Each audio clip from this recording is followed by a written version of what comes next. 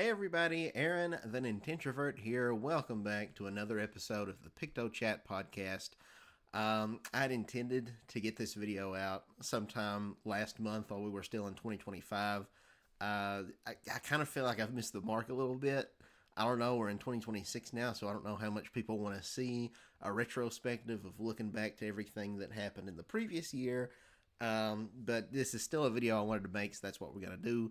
Apologies if you've seen my community posts that I've made on the channel. I had a lot of various life events going on last month, so I started a new job. First and foremost, that's been the biggest time sink that's made it kind of hard to record videos.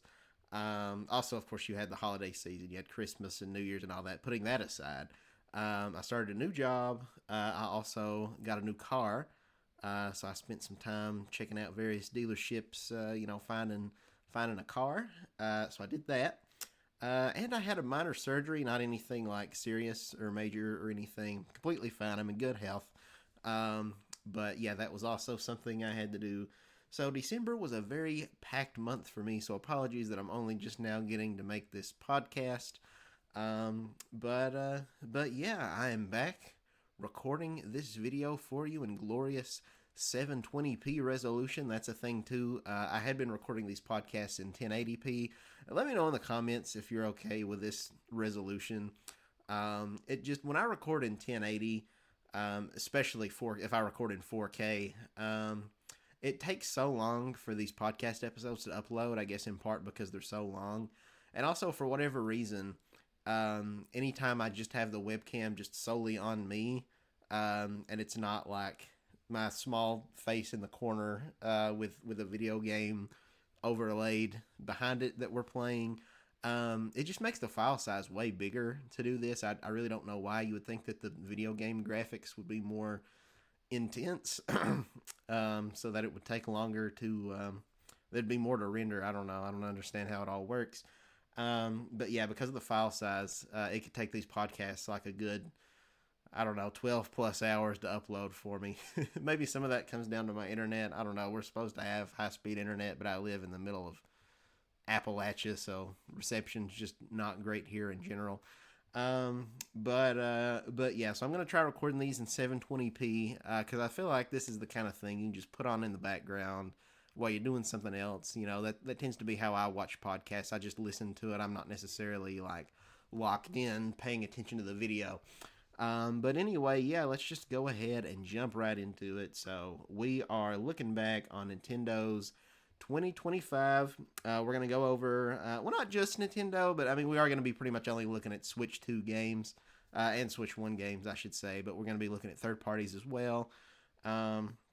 But yeah, so we're not only focusing on Nintendo published exclusives. We kind of just got a whole hodgepodge of stuff that we're looking at here. We're going to look back on the good, the bad, the ugly, because 2025 is a pretty notable year. Nintendo saw the release of their new console this year, the aforementioned Nintendo Switch 2, so we're going to be talking a lot about that. Things that went well with the launch, things that didn't go so well. I'm going to give Nintendo a review score at the end on a scale of 1 to 10 for what I thought of their performance this past year. And we're also going to do a countdown of my top 10 games of this past year, which I need to get pulled up on my phone. See, I haven't had a chance to record this podcast, but kind of just like sporadically, I've been like taking notes. I've got a list here where I jotted down some stuff we're going to get to. That was probably like 3 weeks ago when I made that. And on my phone here, I made a list of my top 10. But yeah, this is a very just jumbled, disorganized podcast here because I wanted to not delay any further than I already have on getting it out there. So apologies for the lack of professionalism on that one. But yeah, let's just go ahead and get started here. So we're not going to necessarily go in complete chronological order.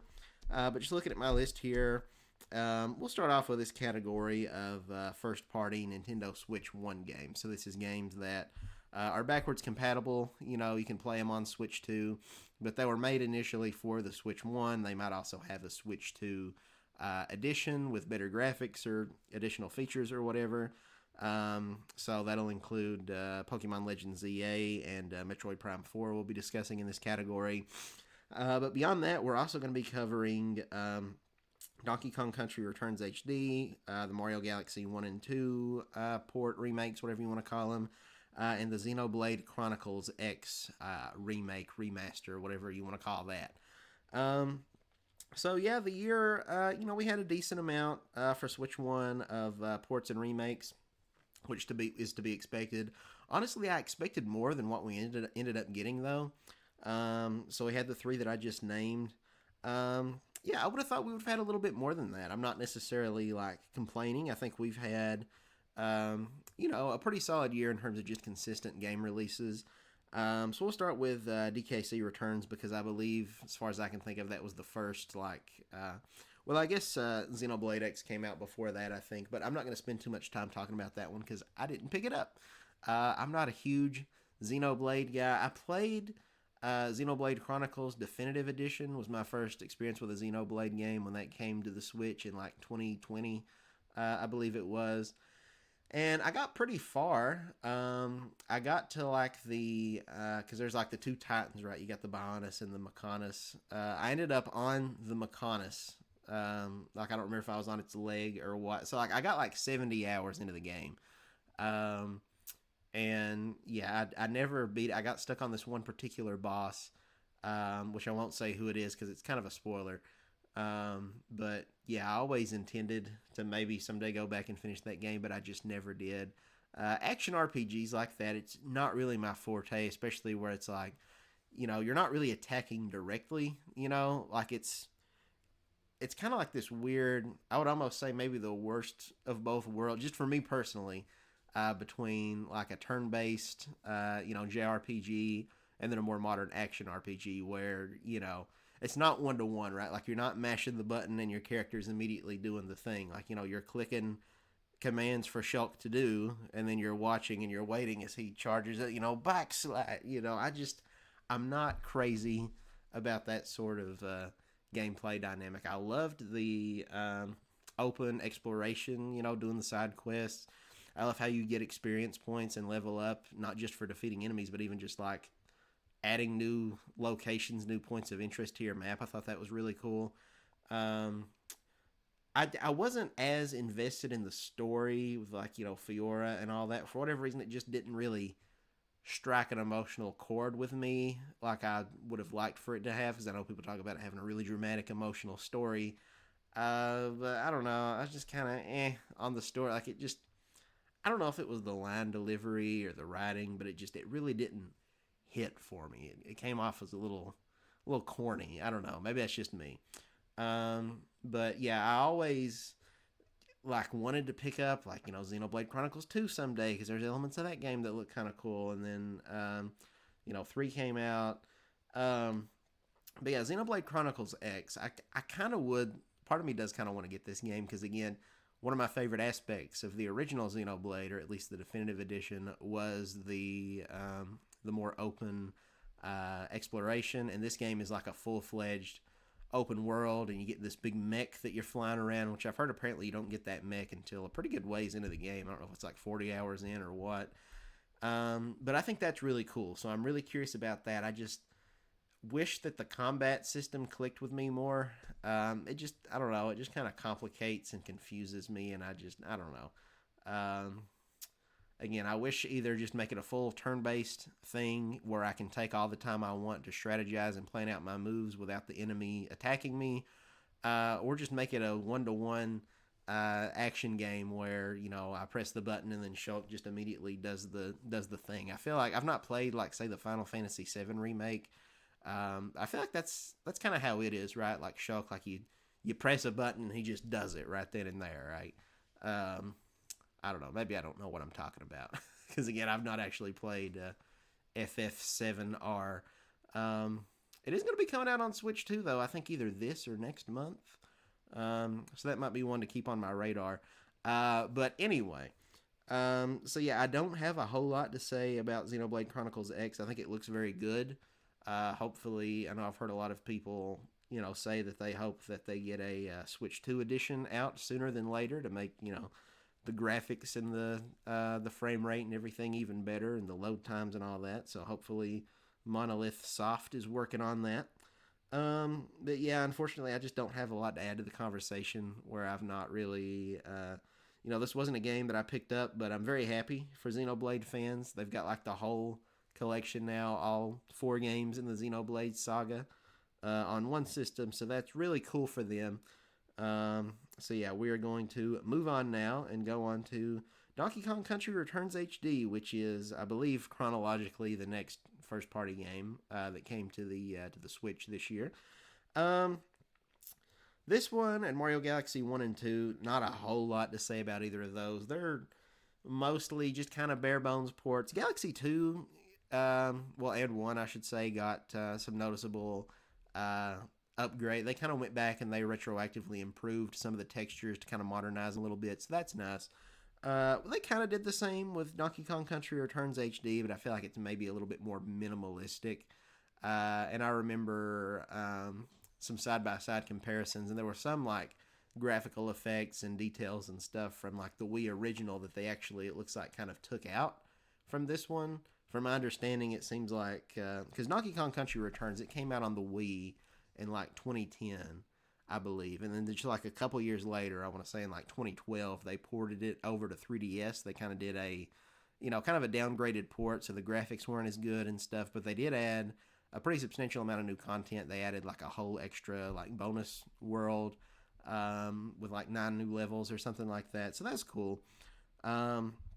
So from my understanding, this remake or port, remaster, whatever you want to call it, I guess remaster, is apparently a remastered version that builds off of the 3DS version as a base, not the Wii version. So that might be the reason for why there's kind of some weird graphical things that maybe don't look as good as they did on the Wii. And there's the whole argument, like, if Nintendo's going to charge a premium, $60 for this when it was only $50 back on the Wii when it came out like 15 years ago. What are they doing?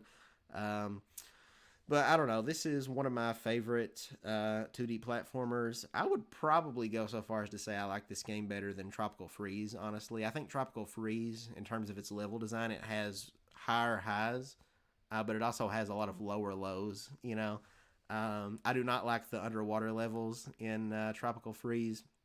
There's a lot of those. Even if it's not a full-on underwater level, there's a lot of levels that at least implement it for, a good sizable chunk of the level, including like the very first stage of the game, which I think is called like Mangrove Cove. So not the biggest fan of that. I don't like how, because like even in the old Donkey Kong Country games on the Super Nintendo, they had underwater levels. But you didn't have like a stupid like air meter to have to worry about and have to constantly like get bubbles and stuff to keep from drowning. Like I don't like that. Also, I frankly kind of preferred the movement of how the swimming worked in those older games, where you just mash the button to kind of like Mario, how it works in a lot of Mario games. But I don't know, there's something a little bit awkward about it in DKC Tropical Freeze. They tried to make it kind of more fluid, no pun intended. But I don't know, in doing so, like say there's a jellyfish in front of you and you're trying to like turn around, like in the old Donkey Kong Country games, you could swim, you could just easily just tap the button and swim over him. But in this game, there's kind of this weird momentum thing where it's like the water's kind of pushing and pulling you. So it's like you try to turn and it's like you're not going to be able to make like a super tight turn. Like it's kind of like, I don't know, there's this heft to it, this weight that makes it where you can't just turn around on a dime very easily. So it's easy to kind of just take damage. So I don't know. I kind of prefer Donkey Kong Country Returns. So I'm glad to finally have the game on Switch. I would have liked to have seen more from it, admittedly, because I can't remember. I think I might have predicted this in maybe a video in 2024 or whenever I started this channel. Well,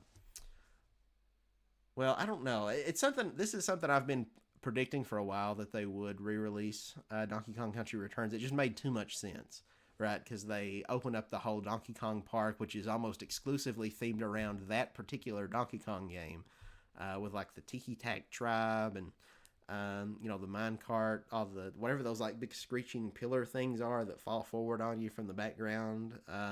yeah, just all these elements ripped directly out of Donkey Kong Country Returns. You got the Golden Temple.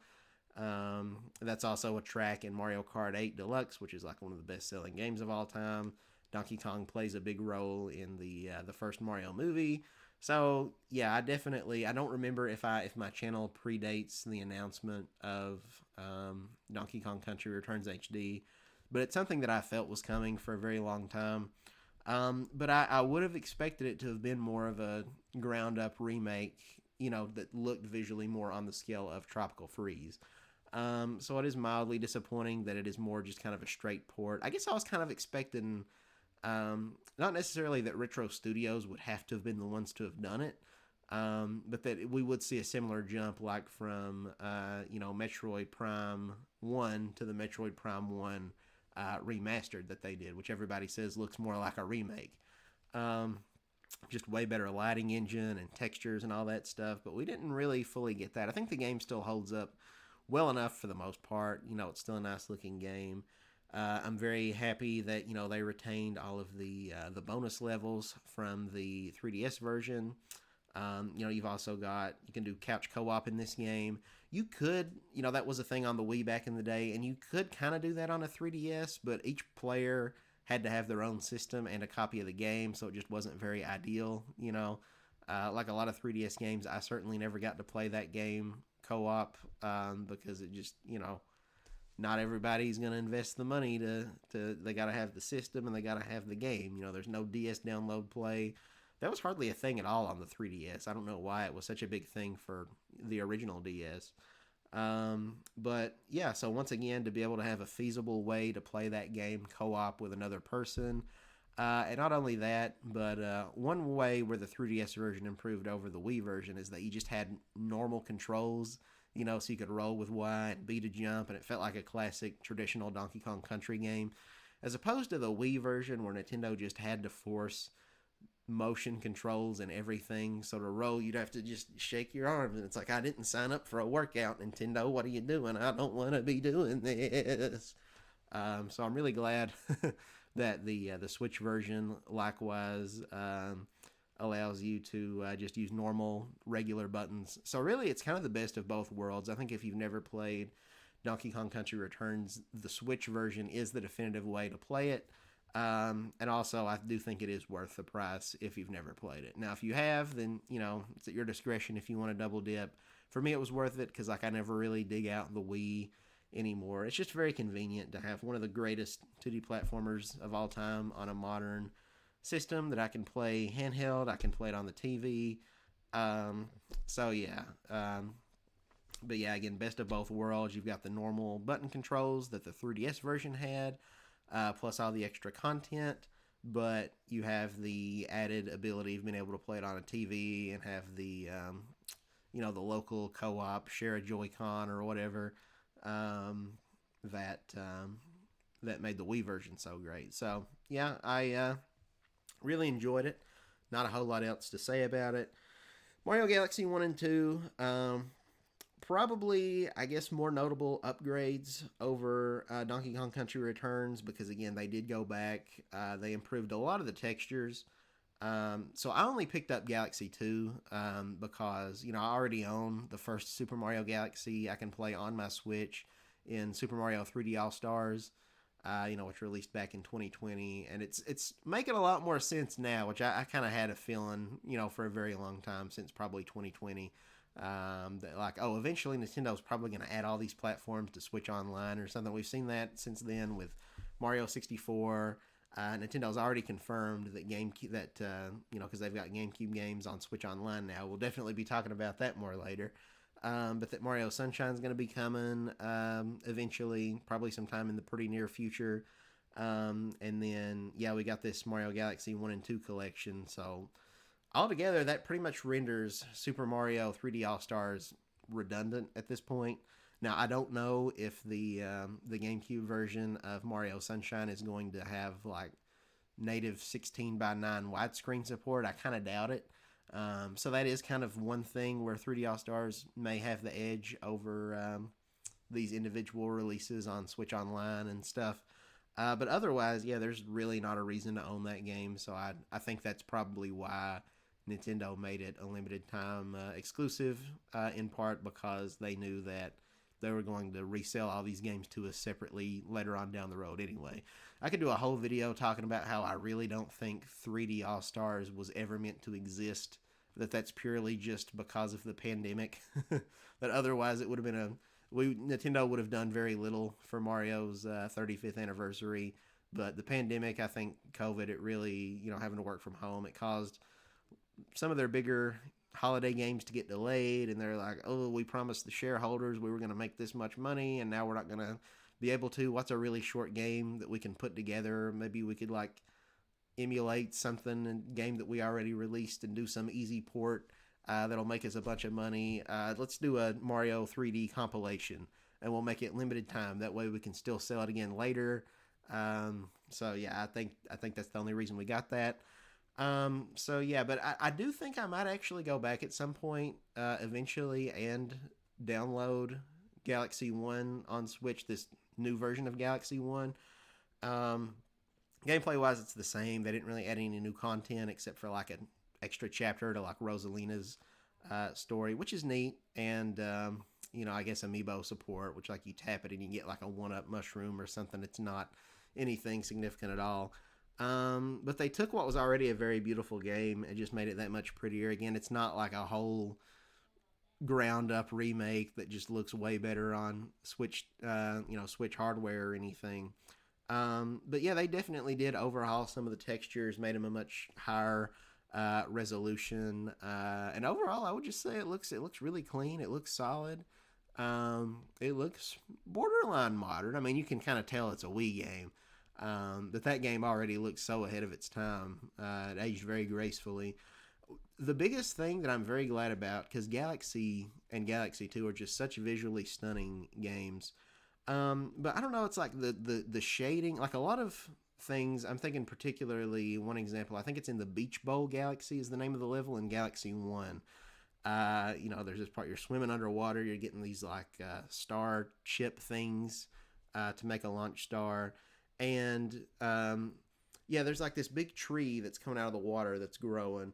And there's a lot of other examples I can think of, like the Honey Hive Galaxy has some of it, but like the textures on it, it almost looks like a comic book or something, where it's like they shade it by giving it like a bunch of like black dots kind of just peppered throughout it, and it's just kind of weird and off-putting, and I don't think it meshes with the rest of the game's art style. But they fixed that in this version. They redid like the wood textures where it actually kind of looks more like wood now, and it's not got that weird comic book sort of look to it. So yeah, I am very tempted to go back and pick up Galaxy 1 at some point. But yeah, Galaxy 2, that's the one I downloaded. Still a great game, one of my favorite games of all time. I played it as well as Donkey Kong Country Returns HD earlier on the channel this year. So if you're on the fence about picking them up, do me a favor, maybe go watch those videos, see if that changes your impression. I'd love to have your support on those. But yeah, it's still a great game that holds up really well, even after all this time. I think I maybe have come around and would say that I do probably like Galaxy 2 more than Galaxy 1 now. I was always kind of the other way around. But yeah, I don't know. When I do replay Galaxy 1, a lot of the early levels are a little bit on the boring side. It's really not till like World 3, and especially like the fourth area when you get to like the bedroom world where you get some like really, really solid levels. You've got like I don't remember if it's called like Dusty Dune Galaxy maybe, and then you got like Gusty Garden. But then you got like my favorite level, which is the Freeze Flame Galaxy, I think it is. I love that one. And then there's another one in that world I really, really like, but I can't think right off what it is. But yeah, so a lot of great galaxies to explore in Galaxy 1, but Galaxy 2 I feel like is a lot more consistent. And there's more galaxies, but with less stars to chase in each one of them, so I feel like it just adds a lot more variety. I still really enjoy this game. Fantastic soundtrack. If you've never played it, highly recommend it. You can get the 2-pack for $70, which is like $35 each, and I know that still feels too expensive for some people, but again, if you've not played these games, I think it is very, very much worth it. One unfortunate downgrade. I had really hoped that with the Switch 2 Joy-Con that the gyro aiming would be more accurate and you wouldn't have to reset the cursor so much. And maybe it was placebo, but early on I tested it out when I first got my Switch 2, and I felt like it was pretty one to one. I didn't find myself having to recalibrate so much. But I don't know. Playing through Galaxy 2, I was like, no, I did have to reset it a lot. I had to mash that Y button to recenter the cursor on me because it just kept drifting off. Got to recenter it. And so that kind of gets frustrating. That kind of takes away from the enjoyment factor to where it makes it kind of hard to say that this is necessarily the definitive way to play Galaxy 1 and 2. But either way, you might be kind of wrestling with the controls a little bit because of that, trying to pick up star bits.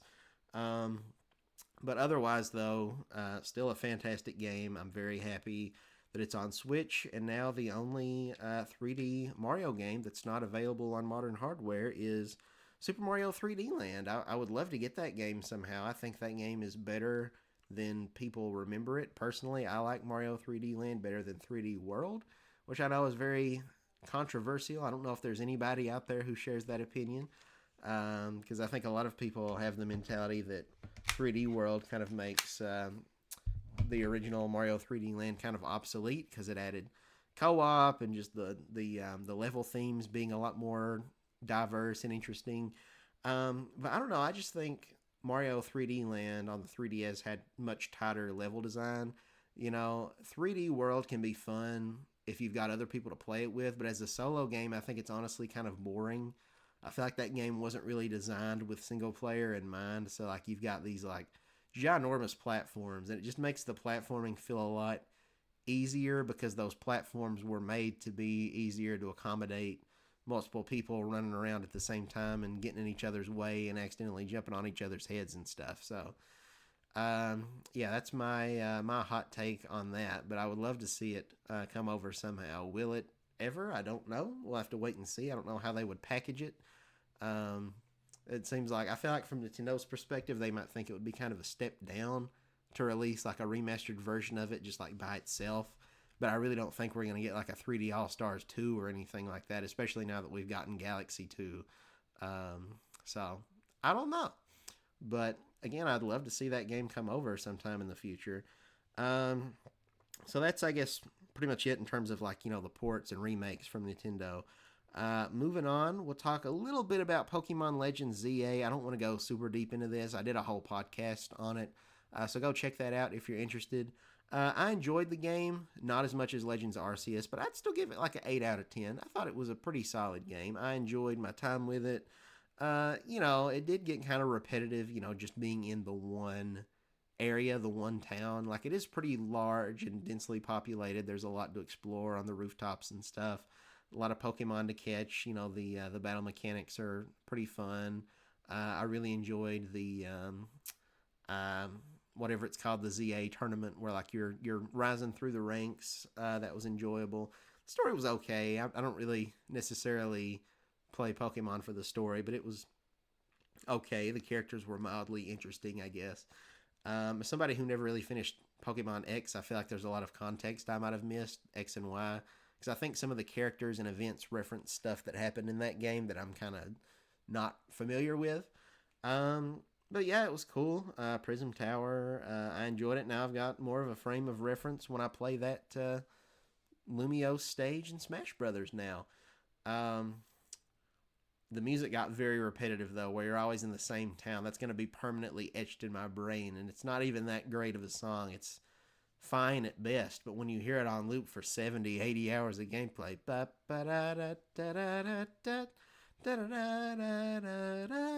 like, oh my gosh, it drives me insane.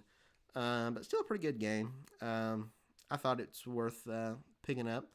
And then lastly, for this category, we have Metroid Prime 4. This is the last of the Switch 1 games we'll be talking about. I played the Switch 2 version of this game, but this game also had a Switch 1 release, so that's why we're talking about it in this category. This was like Nintendo's last game of the year. It released in December, so it's like a month old at this point. And yeah, the reception of this game was very divisive. It was pretty mixed. from the at least in terms of like the hardcore Metroid fans, a lot of them thought this game was pretty underwhelming. It's interesting though. I have a cousin Brennan, and this was his first Metroid game he's ever played, and he loved it. He said this was the most invested he's been in a game in the past like 15 years or something like that, which I think is pretty remarkable. And I don't want to talk too much about Prime 4 here because honestly, I would like to at some point maybe get my cousin to come on the channel and him do a podcast episode with me, sharing his thoughts as a fresh outsider perspective because I think that's very interesting. My thoughts on the game are somewhere in the middle, and that's probably because I'm somewhere in the middle between the hardcore Pokemon fans and the casuals like Brennan. I've played a lot of the games. I've played pretty much all the 2D games at this point. I've not finished all of them. I never finished Super Metroid, for example. With Metroidvanias, I tend to get kind of frustrated. I get lost with their kind of labyrinthine, maze-like level design, and so I never get to the end, and then I just like rage quit and give up because I'm too stubborn to look up a guide. Um, but but yeah, I've beaten a fair amount. I did beat Metroid: Samus Returns on 3DS. Really enjoyed that game. Very good game.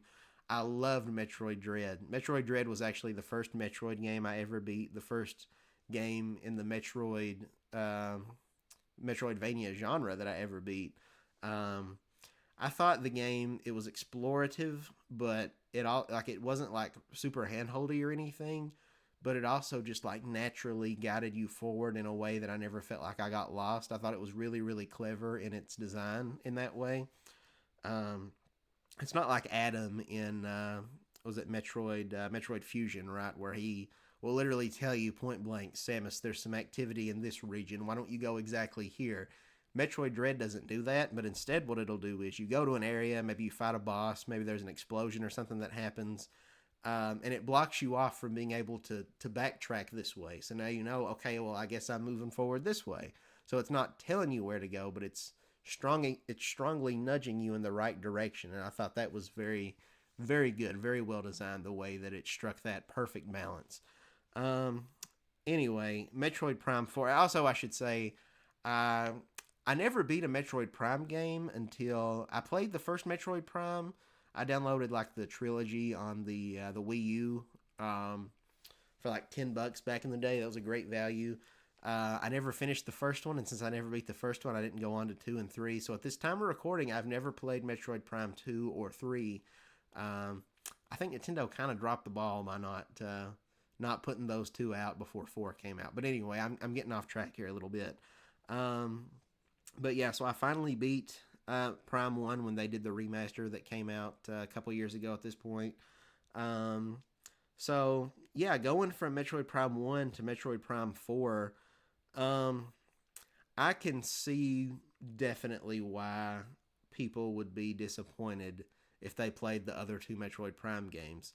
Because this feels like a Metroid Prime 2, if that makes sense. As someone who's never played Metroid Prime 2, this feels like an incremental upgrade from the first one, right? Like it adds the whole motorbike mechanic and some other things, the psychic abilities, but it doesn't feel like how far I feel like a series should have progressed from 1 to 2 to 3 then 4. Jumping from 1 to 4, I feel like I should have noticed a more substantial upgrade. We've come so far with technology and video game hardware to be able to have these mechanics that really push the limits of what you can and can't do.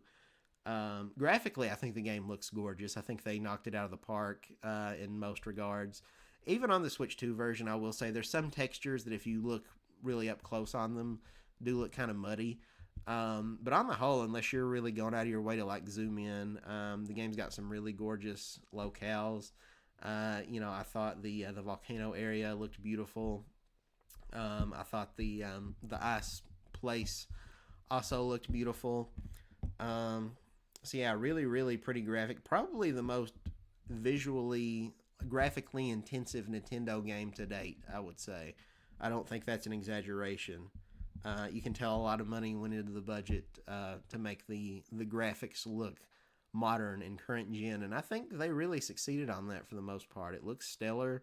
And I want to see more Nintendo first party games that look like this. Maybe that's controversial. I know Nintendo makes a lot of cartoony games. Um, I don't know, man. I just like when I'm in the Fury Green early on in that game, and I'm just thinking, man, I want a new Zelda game that looks like this. You know, I want a Twilight Princess sequel or a ground up remake of that game that looks like this. You know, this is what I want from Zelda. And now we're getting the live action Zelda movie coming out next year, so that kind of gives me more hope of like, well, maybe we will start seeing more realistic Zelda again. I don't know. Um, but um, but yeah, I think the game looks pretty phenomenal. The character models, the chief guy, I don't remember his name, but like the chief, the black dude, when he takes his helmet off and you see his face, it's like that's a realistic human face right there. That looks beautiful. Uh, you can see all the pores in his nose and stuff. Like it looks like a real skin. It's not uncanny. Um, Most of the characters when they take their helmets off, they don't have like an uncanny valley effect. Miles McKenzie kind of does. He's got like these kind of weirdly oversized teeth. You got beaver teeth. It's a little off-putting. Speaking of Miles, I guess we might as well talk about him now. That was a big controversial thing with the game. Is the characters. So Samus, throughout most of the game, she is accompanied by somebody who is voice acted, and they're talking a lot to her. And a lot of times they'll be AI controlled, and maybe you're having to keep them safe, or you're escorting them somewhere. And for a lot of people, the thing they love about Metroid is the feeling of isolation, being all alone, the anxiety of being by yourself on this alien planet, and the atmospheric music and all that. And they just think that having these other supportive characters here kind of ruins the vibe. Personally, I wouldn't say I minded it too much. A lot of people say that the dialogue is really cringy and they absolutely hate Miles McKenzie. I don't have too big of a problem with him. Honestly, the only thing I can think of that really kind of like makes me cringe is when the line where he says, it's about to get real nerdy in here. Like that's like nobody says that in real life. That's such unbelievable dialogue. I also didn't like some of the dialogue of like the robot. There's like this big robot mech AI that follows you around for part of the game. I didn't care much for him. Some of his dialogue is kind of stupid, where it's like, we're fighting these aliens that are trying to kill us. Who like I don't even think they have like, I don't know if sentience is the word, but I don't think they have like awareness of like existential, morality, right and wrong.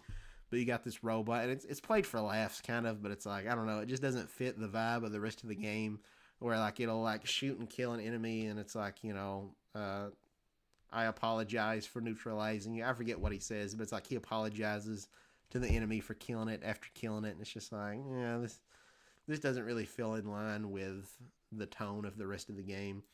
I will say I won't spoil it, but by the end of the game, after beating the final boss and kind of seeing like the final cutscene, um, I get it. It made sense to me. It's like, okay, I think I understand why we had these supporting characters here. And to me, I would say the ending kind of justifies it. And I would be interested to see other people who have beaten the game, if they were put off by the characters, the NPCs at first, if they changed their tune by the end or not, or if they still felt like, no, that just wasn't. Um, I don't know. I want to. I'm kind of trying to speak in vague terms, but I feel like the ending is going to be something that's very divisive for a lot of people. I know for me, there was elements of it where I was like, well, is that really? I don't know if that's in Samus's like character necessarily. Like something about it kind of felt off, but at the same time, it also in some ways felt right. So I don't know. I've got mixed feelings. Again, I might do a whole podcast, a spoiler podcast with my cousin Brennan, talking more in depth about that. But yeah, the ending to this game I think is very interesting, and I'd be very curious to see how that maybe carries over. If that's setting up for a possible Metroid Prime 5 that hopefully doesn't take 20 years to come out or whatever. Um, but yeah, so like I said, in terms of gameplay. Um, Again, it doesn't feel like a leap from 1 to 4. It feels like a leap from 1 to 2. It feels more like I don't want to say a direct sequel to the first Metroid Prime game, but it really doesn't. And now I am a firm believer in that not every game has to reinvent the wheel. I think Nintendo sometimes struggles with that. They get into that mentality of like, we're not going to put out a new game unless we really have this strong motivation for it. Like, sometimes more of the same is just nice. But I don't know. In this game, I feel like it just kind of misses the mark in some ways in terms of like, just some people really dislike this game because they say this just does not feel like a Metroid game anymore because we've got the NPCs who talk to you.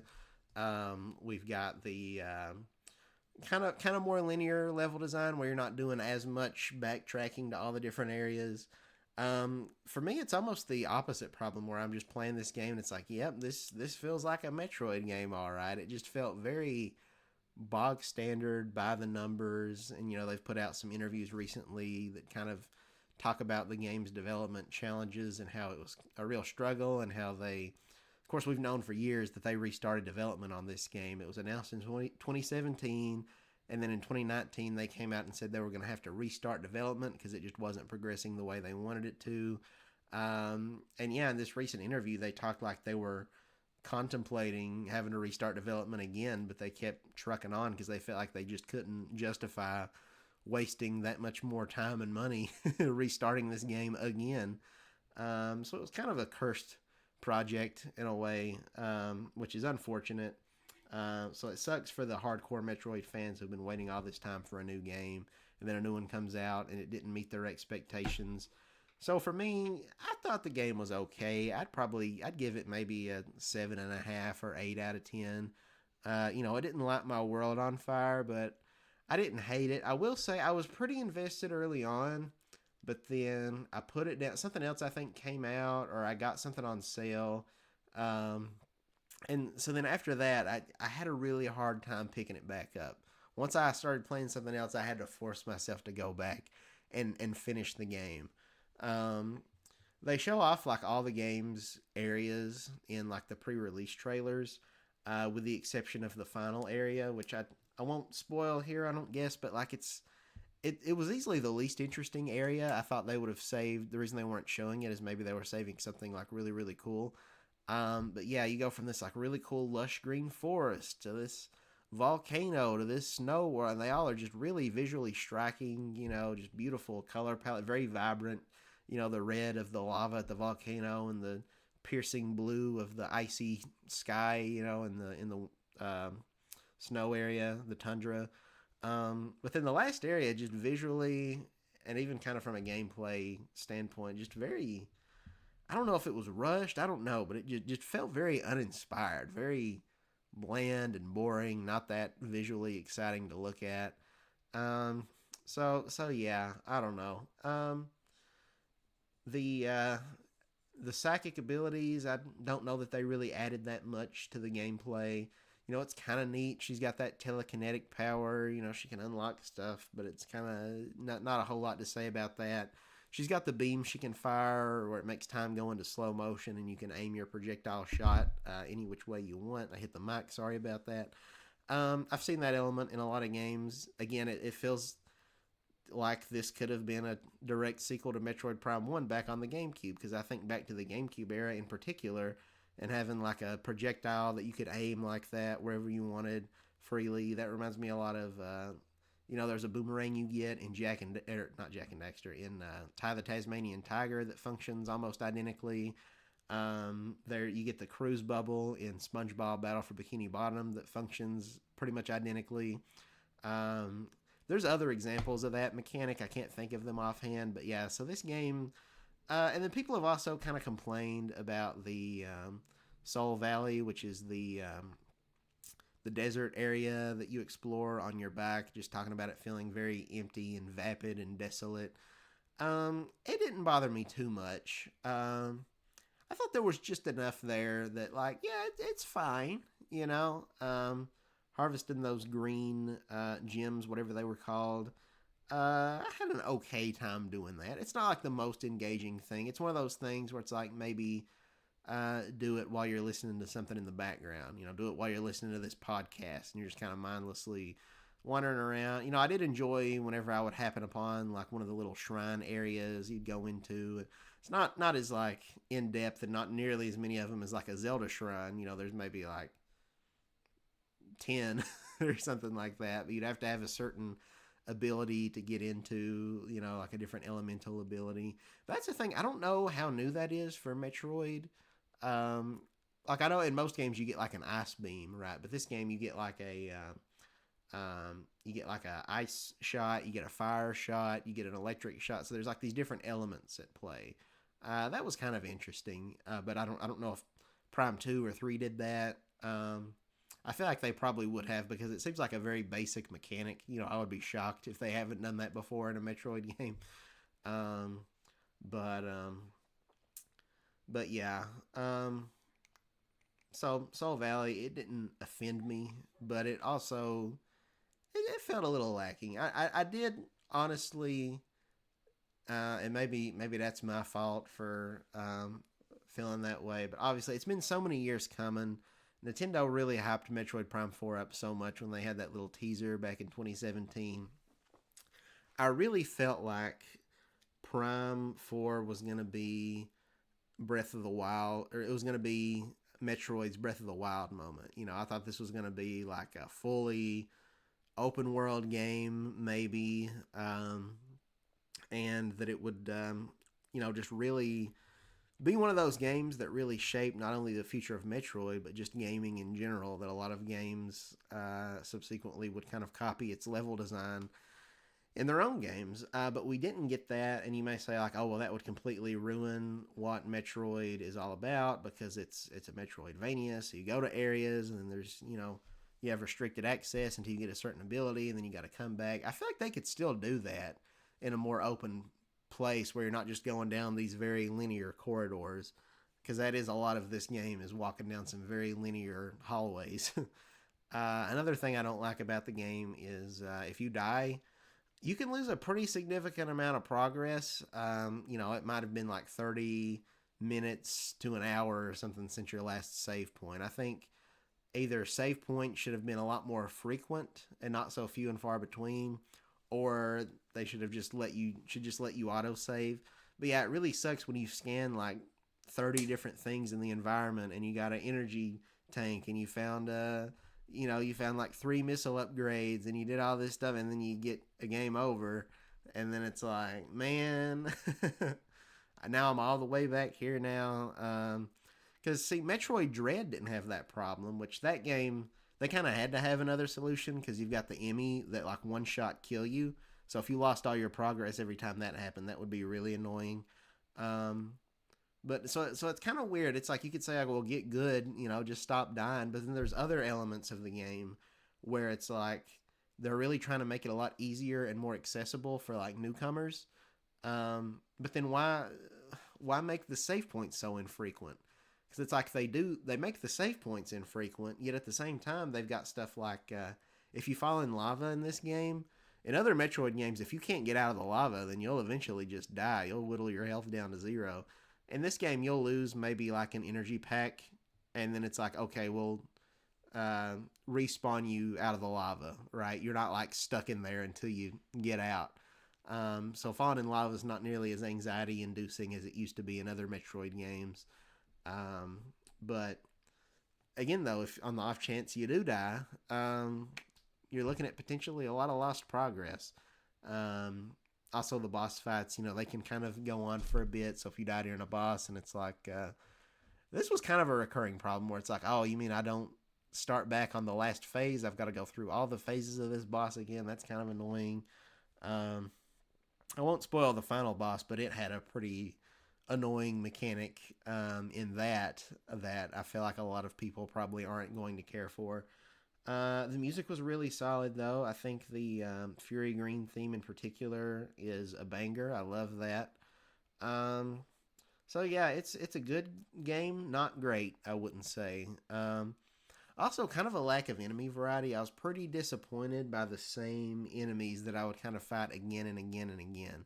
Like they show in that trailer, like they're in Fury Green, you encounter them. What are those? I forget what they're called. They kind of go around on all fours. They're kind of almost ape-like in the way that they move around, but they kind of look more like a, I don't know, plant animal hybrid thing, whatever those creatures are called, those alien things. Um, you find a bunch of those, and it'll be a different variation. Like, oh, these ones are glowing green, and they're a little bit stronger. These ones are adapted for the cold, but it, it's just kind of the same enemy.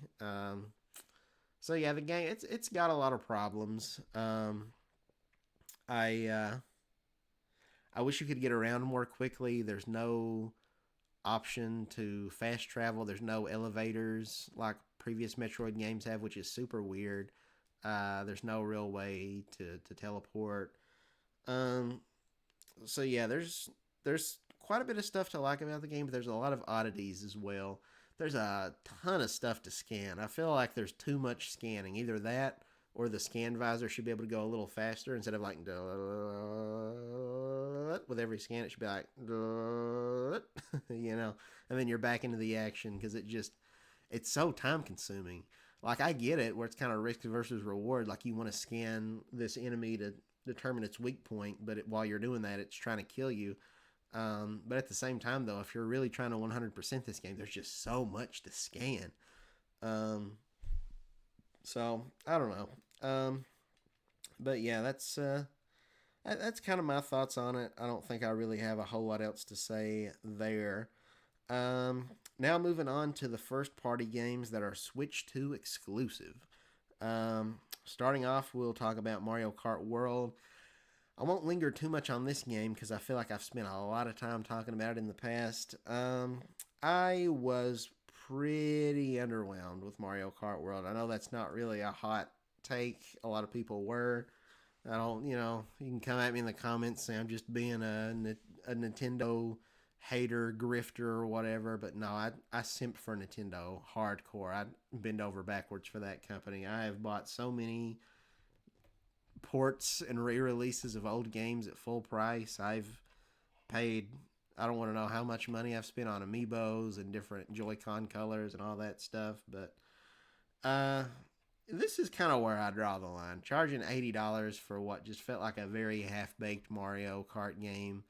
There's just a lot about it that just feels kind of unfinished, honestly. Like, it's polished like every Nintendo game is. Visually, it looks, pretty solid. Nothing that really knocks my socks off. It looks, obviously Mario Kart 8, like, on the Wii U or on the Switch or whatever, couldn't have handled rendering this big open world.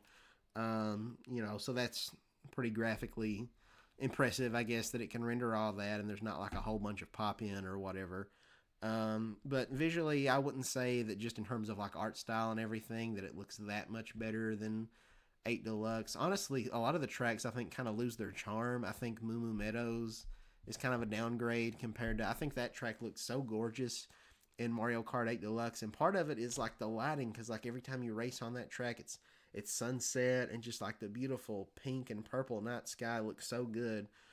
In this game, you're very unlikely to race on Moo Moo Meadows at that specific time of day because the game has the dynamic lighting, so as you race around, like the time constantly changes. So the majority of the time when you're racing on these tracks, including like when you're doing multiplayer with friends or whatever, it's not at the ideal lighting conditions, so you're not seeing that beautiful night sky. Same with Shy Guy Bazaar. Pretty much every time you race on that track, it's during broad daylight, which ruins it. The track's whole identity, I felt like, in the original game was, kind of like an Arabian Nights motif, right? It kind of calls to mind like Aladdin and like when he's going into like the Cave of Wonders or whatever. Having that Arabian themed track but set during the daytime, it just it loses so much of the vibe. It just makes it so much more bog standard compared to all the other desert tracks. Like that was like the only Mario Kart desert track that took place at nighttime. And now anytime you select it in multiplayer mode, it's just broad daylight. Same for like the Donkey Kong track. That track looks so cool at nighttime. The new DK Spaceport or whatever it's called. At all the trailers, they would show that track at night. But when you select it in multiplayer mode, it's broad daylight. And it makes the track like way worse because it kills the vibe. There's something about it having that dark background with all the like red girders and blue letters and stuff that calls to mind the original arcade game. And when you have it in the daytime, it just ruins that whole aesthetic. It doesn't work anymore. So at the very least, I wish there was like an option that you could change the time of day on these tracks, that you could customize it to whatever you wanted. So if you wanted to play this track at night or you wanted to play it during the day, that would be cool. Like there's so many very easy, very simple ways Nintendo could have added more content and variety without really doing any extra work. So like just stuff that's already there, there's no reason they couldn't have given us these day night toggle options. There's no reason they couldn't have let us on the character select menu stack it to where you click on the character and then a sub menu with all the costumes comes up instead of having it all jumbled in together. Like it doesn't make any sense. Like why are the first two pages normal? Like, oh, here's Mario and Peach and Toad, and then a million pages of costumes, and then somewhere it's like you're playing I Spy trying to find like, wait, no, where's Pokey if I want to play as Pokey? And then the character selection, there's just all these random, characters that have never been playable before, but nobody really asked to play as them. I'm sure there's some people who's like the cow is their main or whatever, but like who asked for Cataquack or Coin Coffer? I didn't even know that enemy's name was Coin Coffer until they added him to Mario Kart. Like where's Diddy Kong, where's Funky Kong, all these characters they brought back in the 8 Deluxe Booster Course Pass. PD Piranha, where's he at? Where's where all the Koopalings? I think cut out all the Koopalings. I may be in the minority, I don't know, but I love the Koopalings, so that was a big blow for me personally. Ludwig, I love that guy, the blue spiky hair. You kidding me? So yeah, that I thought was pretty disappointing. And like in the open world, like again, there's just so much more they could like. So you're driving around, you got these P-switch missions. You can drive over the coin blocks or the question blocks, whatever. You can get these Peach medallions. That's pretty much it in terms of collectibles. Like there's so much more they could have done. Like there'll be periodically you're racing around and there'll be a charging Chuck that shows up and he's like throwing shells at you and it'll say target and you got to chase him down and you got to hit him, right? And then you get a stamp for it. He shows up all over the map in all these different locations. You only have to get him the one time. After that, if you chase him down and hit him again, it's pointless. Same for Nabbit. Nabbit, he'll be in all these areas hiding. Like you chase him down, he's running around. It's like a game of tag. You're trying to catch him off guard. You're trying to cut him off, go around this corner. You only have to do that one time. If you only have to catch Nabbit once, and the rest don't count for anything other than like 8 coins or something, which is useless, why do you have him in all these different places all over the map? Just put him in one place and call it a day. Everything just feels so poorly thought out in this game. All the P-switch missions, you've got like close to 400 of them. So it's like, well, that's a lot of content, but they kind of have a different theming around it, but you're only doing one of two things, literally two things. Either get all the blue coins within the time limit or drive through all the rings within the time limit, and that's it. There's like no other conditions beyond those two. Again, they'll change it up. This time it's like, oh, complete 3 laps around the track before time runs out. And, as you're doing it, you're going through rings and that adds to your time. Or, hop on the back of this train, catch a train ride to get to the beach or whatever, but you're still just going through rings. That's all it is. This is Ring Simulator. This is Superman 64 if it was competent. Okay, maybe that's a little too harsh, but honestly though, no hyperbole. When I play this game, when I'm doing these missions and I'm going through the rings, I'm thinking to myself, this would be pretty decent if it was a Pilot Wings game. This feels like I'm playing Pilot Wings. I'm driving around, I'm flying, I'm gliding, I'm going through these rings, exploring this big island map or whatever. But for Mario Kart, I expect more. For Mario Kart, the bar is a lot higher. If this were Pilot Wings, I wouldn't be complaining. It would be perfectly serviceable. If this was a game where I play as my Mii and I'm going around and I'm doing all this stuff like Woohoo Island, but that's not what this is. This is Mario Kart, and for that, it really drops the ball. You went from Mario Kart 8 Deluxe, which by the end of it, after all, maybe they shouldn't have done the Booster Course Pass. I feel like, if anything, that just kind of inflated everybody's expectations, because it's like, well, how are you going to top this next time? You got 96 racetracks in this game, all these characters that people have been asking for. Um, yeah, I guess Nintendo answered that question. How are you going to top it? Easy, we're not. um, yeah, this game was hugely disappointing for me. Um, the battle mode, there's only two battle modes. They got rid of the Shine Thief, which I love. They got rid of I didn't really care for Renegade Roundup, the Piranha Plant one. That was kind of whatever. Um, they got rid of the Bob-omb Blast, which that one's also it's okay. Um, but yeah, you're only really left with the balloon battle and the coin runners or whatever it's called. Yeah, coin runners. Um, but yeah, Shine Thief, that's the biggest one where I'm like, really? And I feel like all five of them should be there because again, this game is $80. It's like, why are we cutting all this content that was in the previous ones? They don't really have their own unique maps. It's kind of just a chunk cut out of like DK Pass. It's like, okay, this particular area, this is a battle map now, which is kind of lame. That's the thing Mario Kart 8 did on the Wii U that everybody hated and that they had to fix. Admittedly, it's not as bad as that was. That was terrible. And you do have the big donuts. That's one regular battle map, but some of them I'm just kind of like, I don't know. So yeah, not a big fan. Maybe in time with DLC, this game will become better. Maybe it'll end up being the greatest game of all time once Nintendo's through with it, but not a great first impression, especially after $80, because most of this discourse wouldn't be happening. I'd still be disappointed, but if this was just priced the same as every other game, $70 or whatever, but $20 more than 8 Deluxe, which has way more content, it's not the same value. So many of the features are locked away. Like you can't do the P switch missions. Like if you're like online or whatever with a second person, they disappear. So it's like, okay, that kind of takes away the me wanting to go online and play this cooperatively with somebody, because like what's the point of exploring if most of the stuff you can find just isn't there in the open world.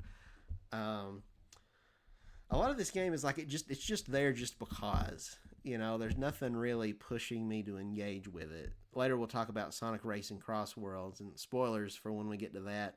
I think that's a much better racing game. That's probably not a hot take either, but like there's, that game has even less racetracks. And yet it feels like there's more content because they give you meaningful stuff to do. They use what content is there in meaningful ways where you can get hundreds of hours of enjoyment out of it in ways that I'm not feeling here. There's all these unlockables I can work toward. I save up these tickets and I can customize my cart. I can get these achievements. I can rank up when I'm racing online. I can go from rank F or whatever all the way up to A or S or however far it goes. Mario Kart doesn't have that. It's just you get the VR points like it was in 8 and 7, which is like, that's no fun. That doesn't give me any incentive to keep coming back. I'm not rising through the ranks. Like it just, I don't know. Yeah, in the open world, like there's no reason there shouldn't have been boss battles. I mean, Mario Kart DS, its mission mode had boss battles. You'd be fighting like King Boo or King Bob-omb or whatever. And they were pretty fun, enjoyable boss battles. There's no reason they couldn't have done that here. They could have done it, put them in the open world. That would have been so cool. You activate a P-switch mission, and it's just like, oh my, or maybe you don't even maybe you're just racing around. You've got all these enemies in the overworld. You're just racing around, and it's like, oh my God, I just stumbled into a boss. The new Mario Tennis is coming out in less than a month. And like they did the overview trailer, that's got bosses. They're bringing back freaking Histocrat from Mario 3D World. We've literally not seen him in a game since then. So that's a pretty deep cut. That's awesome. You couldn't have done that in Mario. I can't give a strong recommendation to this game. It's not that good. I'm sorry. If you love it, that's great. But it really, really drops the ball for me. I feel like there's more I could vent about. It really sucked in Mario Kart 8 and 8 Deluxe how you would get the coin item. I hated the coin item. Nobody likes the coin item because it's like you're in first place and you can't get anything to defend yourself with because you just keep getting coins. That problem's arguably worse now because they give you the coin block item. Um, I really wasn't even the biggest fan of like the game's big new mode, which is the uh what do you the world tour? Is that what it's? I forget what it's even called. You know what I'm talking about? Where it's like an elimination battle royale thing where you got like multiple tracks stringed together. Like it sounds cool on paper, but as other people have said, a lot of those intermissions are just you're going straight. And like even when I'm racing the computers, like in every other Mario Kart game, like I love getting like the 3 stars on all the cups. You know, getting first place on every. But like it feels borderline impossible in this game because it's like I'll be racing my heart out, but it's like when you're going in a straight line, you know, it's kind of hard to pass the computers because it's like I can't. There's no corners for me to cut. You know, because that's something I got really good at in Mario Kart 8 was like, oh, I'm cutting the corner where I'm getting about as close to the ledge as I can without falling off, but shaving that much little time off each lap, which really adds up over time. But you can't really do that when you're just going straight. And they add these like flip moves and tricks and stuff you can do where you can hop and you're riding on the side of the wall, and that seems cool in practice, but like, or in theory, but in practice it doesn't really, from what I've seen in most cases, doesn't really give you that much of an advantage. So that seems kind of pointless. So I don't know, man. The character models look great. They're very well animated. So that's cool. But yeah, it just on the whole. I don't know that I'm really. I don't know that I like the change where your vehicle turns into like a hovercraft when you go over the water, and that you don't actually race underwater anymore. I kind of liked that.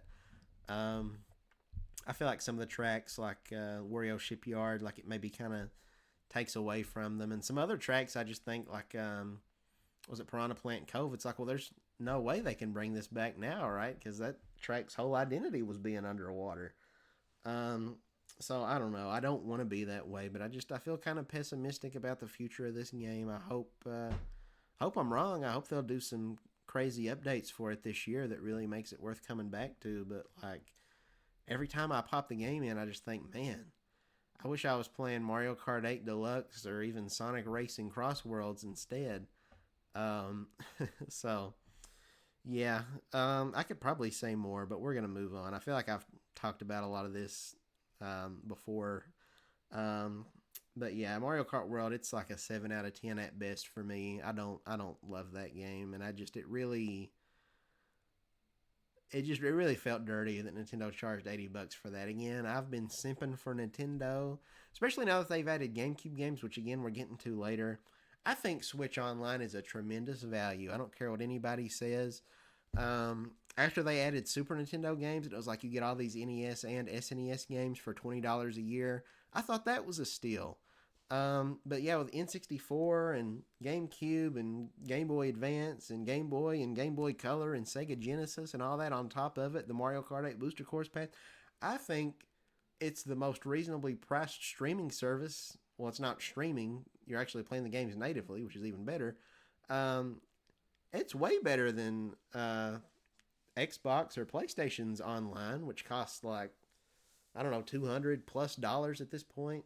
Maybe Nintendo will end up raising the price on it, but honestly, I genuinely think that the price of the Switch Online, with or without the expansion pass, is a steal. I think it's a phenomenal value, especially if you've got the family plan and you split that between 8 people. You're paying nothing. It's like $8 a year or something if you do it that way. Um, Maybe 10. My bad. Still though, that's nothing. Less than $1 a month for all that. Are you kidding me?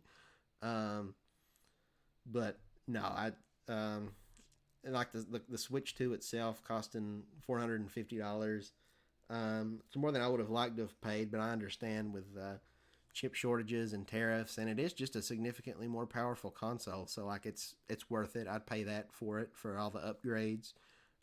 Still having access to all my Switch 1 games, all that stuff. That's great.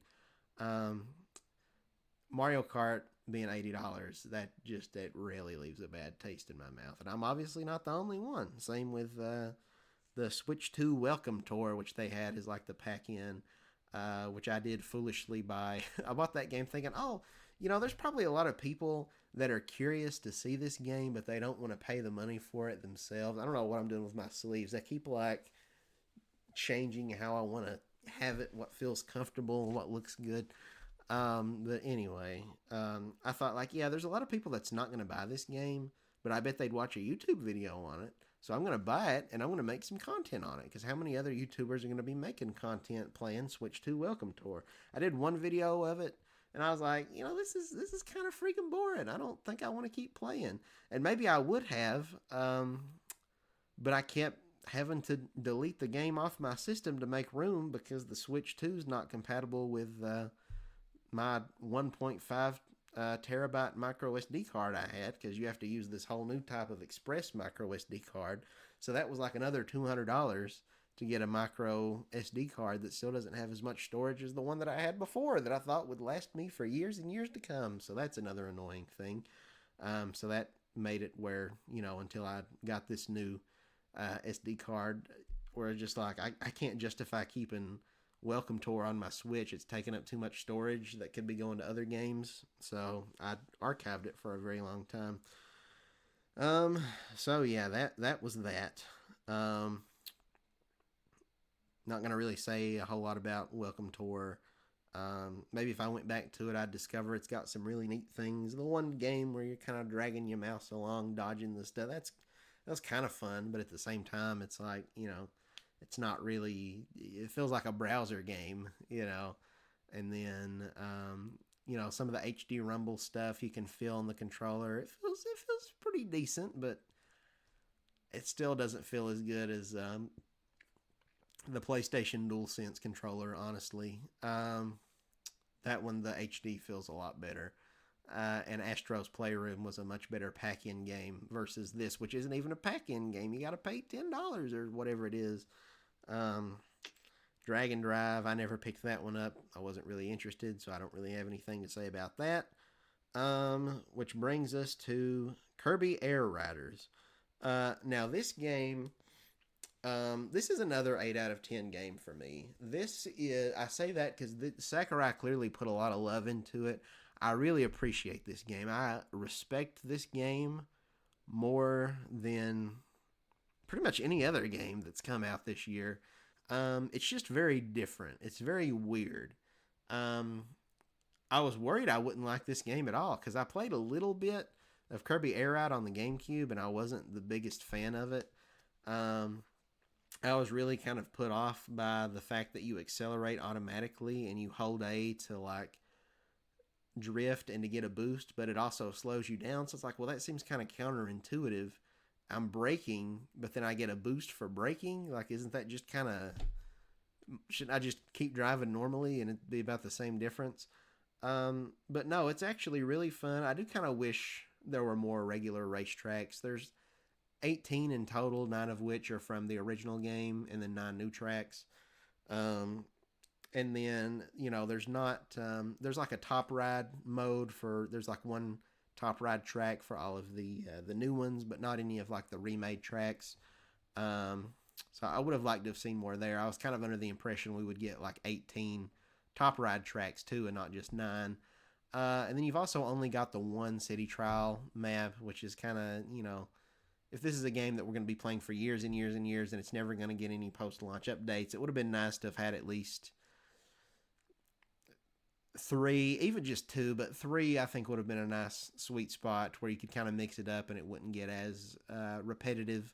But there is still a heck of a lot of content in this game overall, in terms of all the different side modes.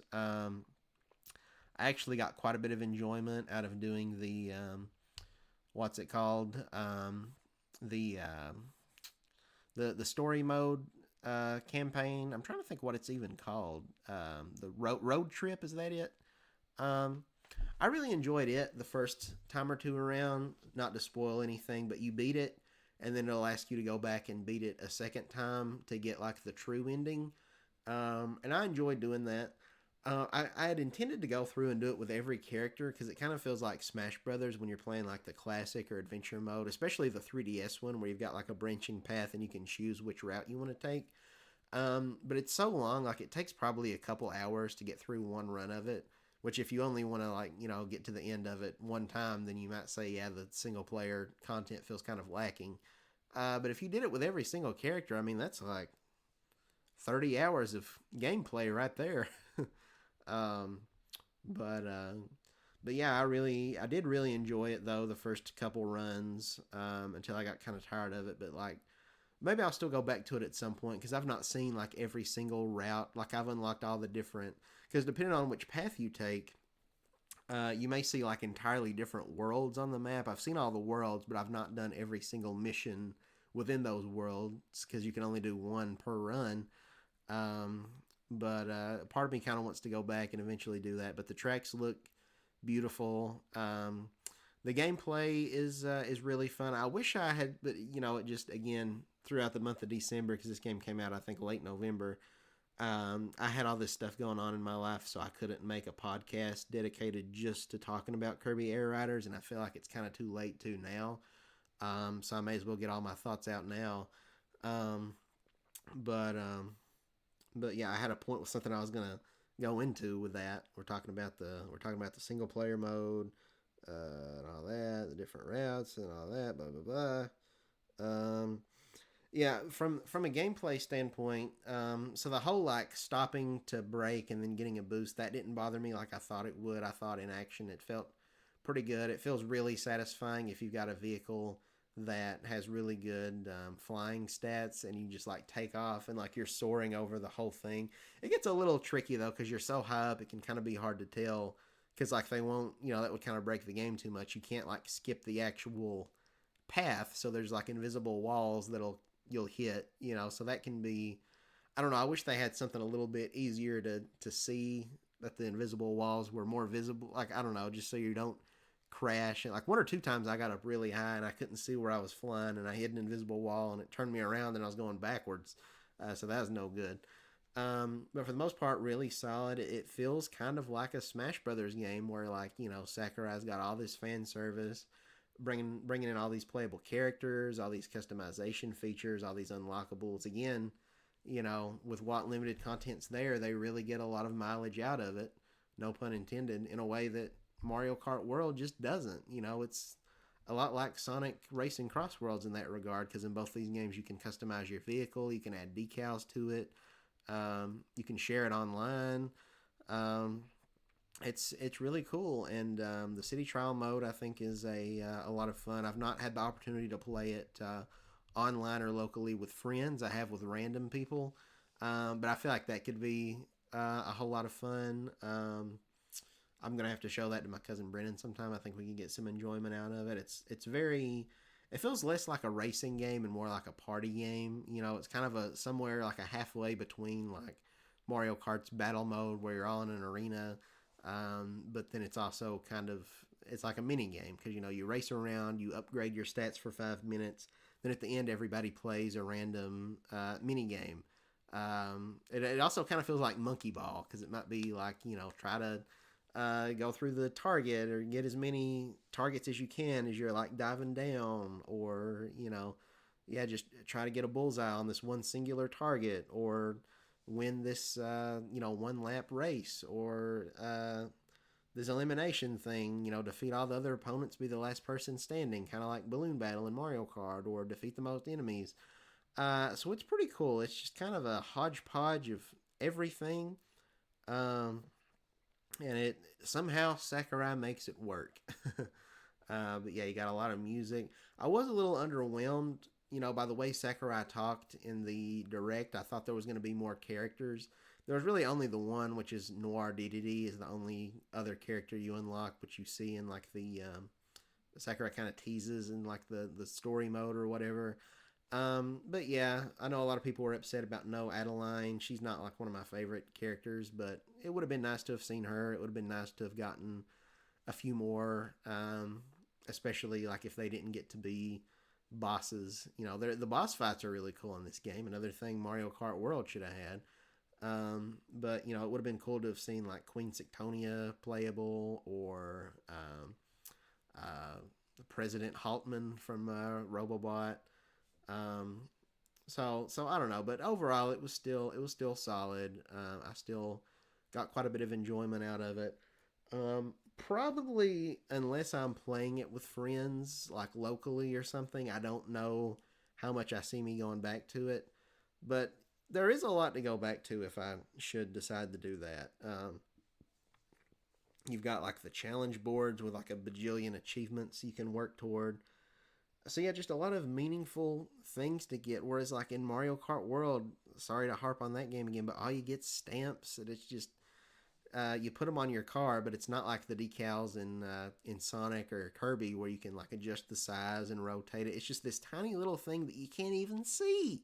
So it's like, why am I doing all these stupid P switch missions and all this other crap when all it does is give me a million of these cosmetics I can only put one on, and like just one, um, that shows up on every car unless I decide to change it. I can't mix and match, and it's so small you can't even see it. It's like, what's the point of any of this? Just doing it for the sake of doing it.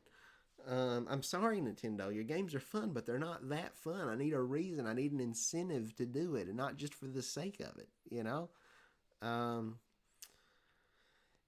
like I don't know. If you come out with a new Zelda game that's like Breath of the Wild, this big open world, but it's like there's it's just getting rupees. You can find Koroks. There's like 1,000 Koroks to get. All they do is give you rupees, though. You don't upgrade your inventory. You complete shrines. What's your reward? It's rupees. It's like that's not a fun Zelda game. There's no bosses. There's no dungeons. You don't have to save Zelda. She's like, Link, let's go get rupees, and then like you get all of them. And what do they give you? They give you, if you get enough of them, you get a little picture you can put on Link's shirt. That's stupid. That's lame. Um, so yeah, I don't know. Speaking of Zelda, though, we also had Zelda: Age of Imprisonment that came out this year. This is another game I didn't pick up. I feel like I've been so negative throughout this. I really, um, I don't know. When we get to third parties, things are going to pick up. But yeah, honestly, this has.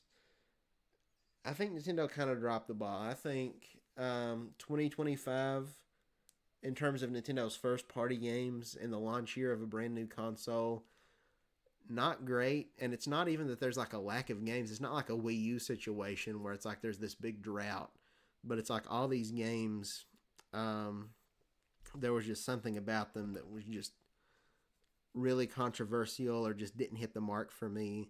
Also, I almost forgot we've not talked about DK Bonanza yet, which is a huge one.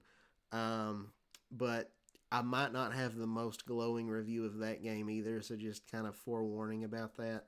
But yeah, Age of Imprisonment. I never finished Age of Calamity. I only played like an hour of that game. Because like I never 100%ed the original Hyrule Warriors, and that game's got like 400 hours of content. I've actually done a lot. I've probably put like 300 hours into it. I always intended to eventually 100% that game. Then I would move on to Age of Calamity. But now we've got another Warriors game out. But I'm just so sick and tired of the Champion Link era, the Breath of the Wild era. I thought Breath of the Wild was a great game. Um, I put like maybe 120 hours into it on my original file. Um,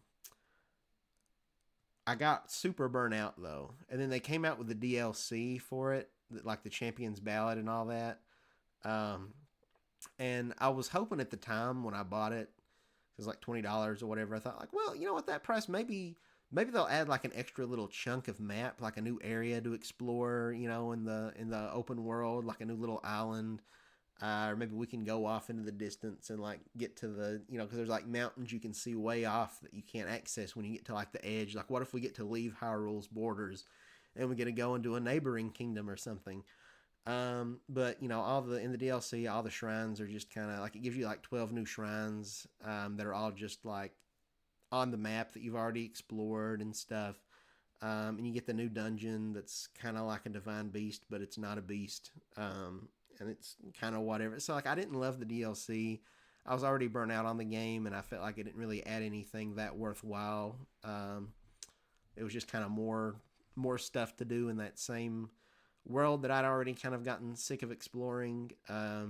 Again, it was great initially, though. I got burnt out on it. Then they come out with Age of Calamity, and it's the same world map. It's the same story, because that's the thing too. I didn't like the champions. I thought their dialogue was very corny. I thought the characters were very one note. I've talked about all this before in previous videos. Um, but um, but yeah, it was just kind of whatever. So I wasn't that excited to see all these characters again. You've got Rivali. He's just a prick. He's just a jerk. I don't find anything likable about his personality at all.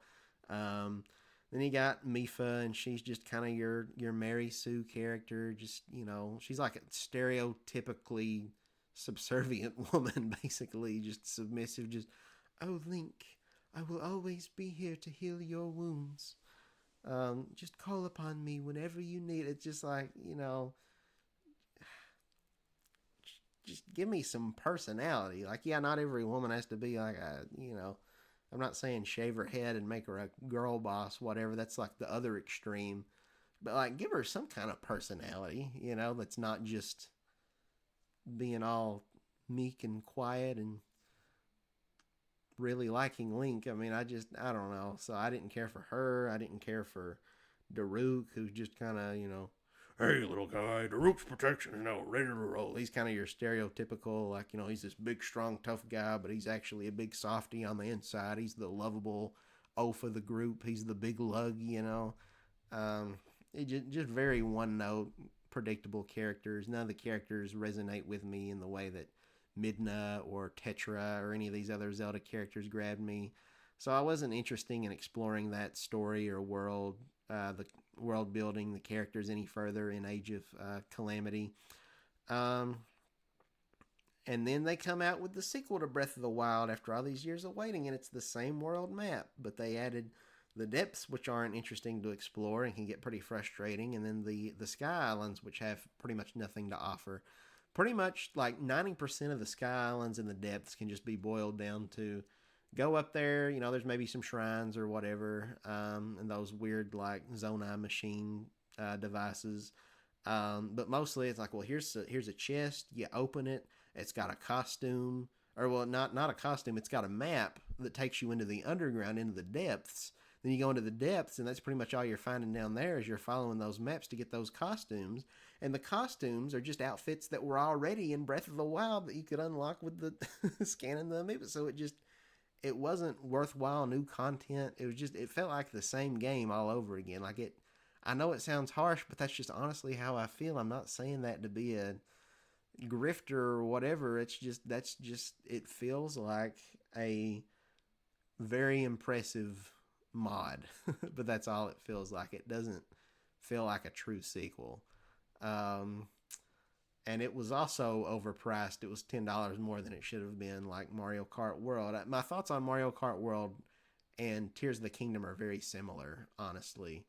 I hold those games in very similar regard.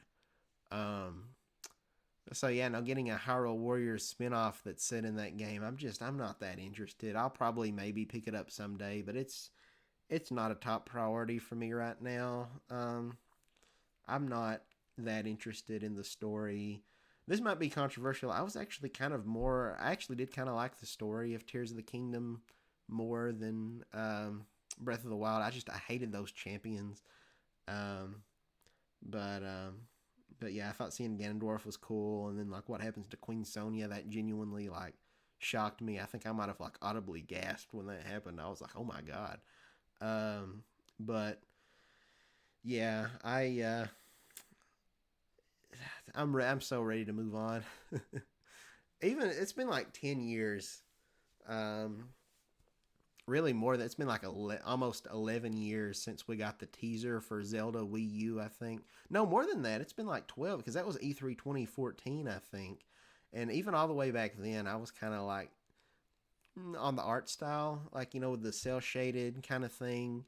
Like I said earlier, I really want a more realistic, grittier Twilight Princess kind of art style because we've been stuck with this kind of mismatch between the two styles, between like the Wind Waker and Twilight Princess. We've been stuck in that for like over a decade at this point. I will say Skyward Sword also kind of did that. It kind of was a mix of both, but I thought it was kind of the worst of both worlds. I do think Breath of the Wild has a better art style than Skyward Sword, but yeah, I'm sick of the art style. I'm sick of those characters. I'm sick of Link's dopey looking face in those games. I'm ready for something new. I'm ready to move on. Um, but yeah, we've talked a lot, and I've still not got to the third party games. There's a lot more to talk about. I think for this video, I'm going to for this podcast, I'm going to talk about all the first party Nintendo stuff. Mm, the third party stuff, either I'm going to have to rapid fire, or we might have to make this like a 2-part podcast. This is going to be like 4 hours in total or something. I don't even know.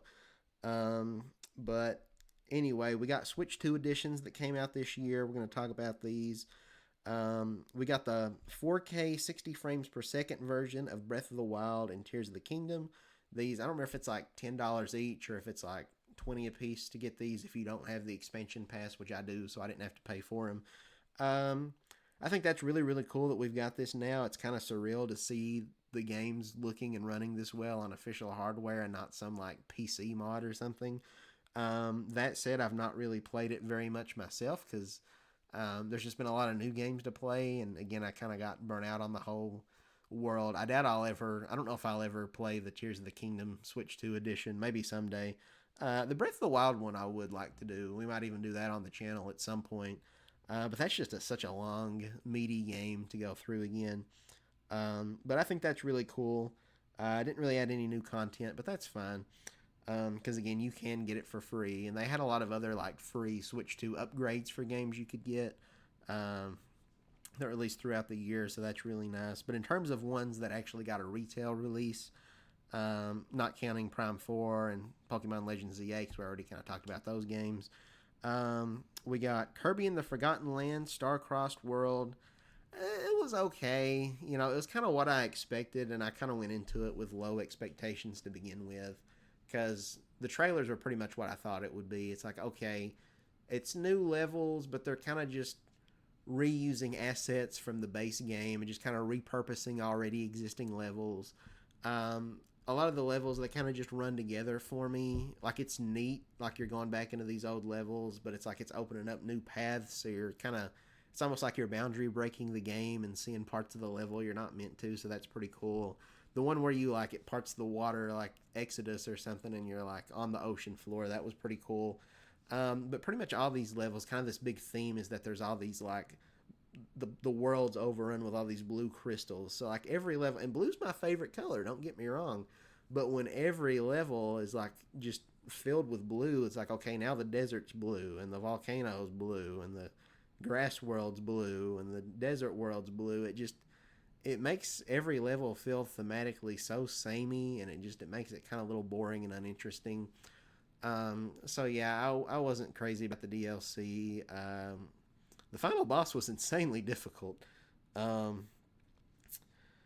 yeah, I did admittedly kind of rush through the DLC. I played it in one sitting because I wanted to do something different. I uploaded a video that's just, it was no commentary. I wasn't talking, I wasn't on screen, but it's just footage of me playing the game from beginning to end, like a full playthrough.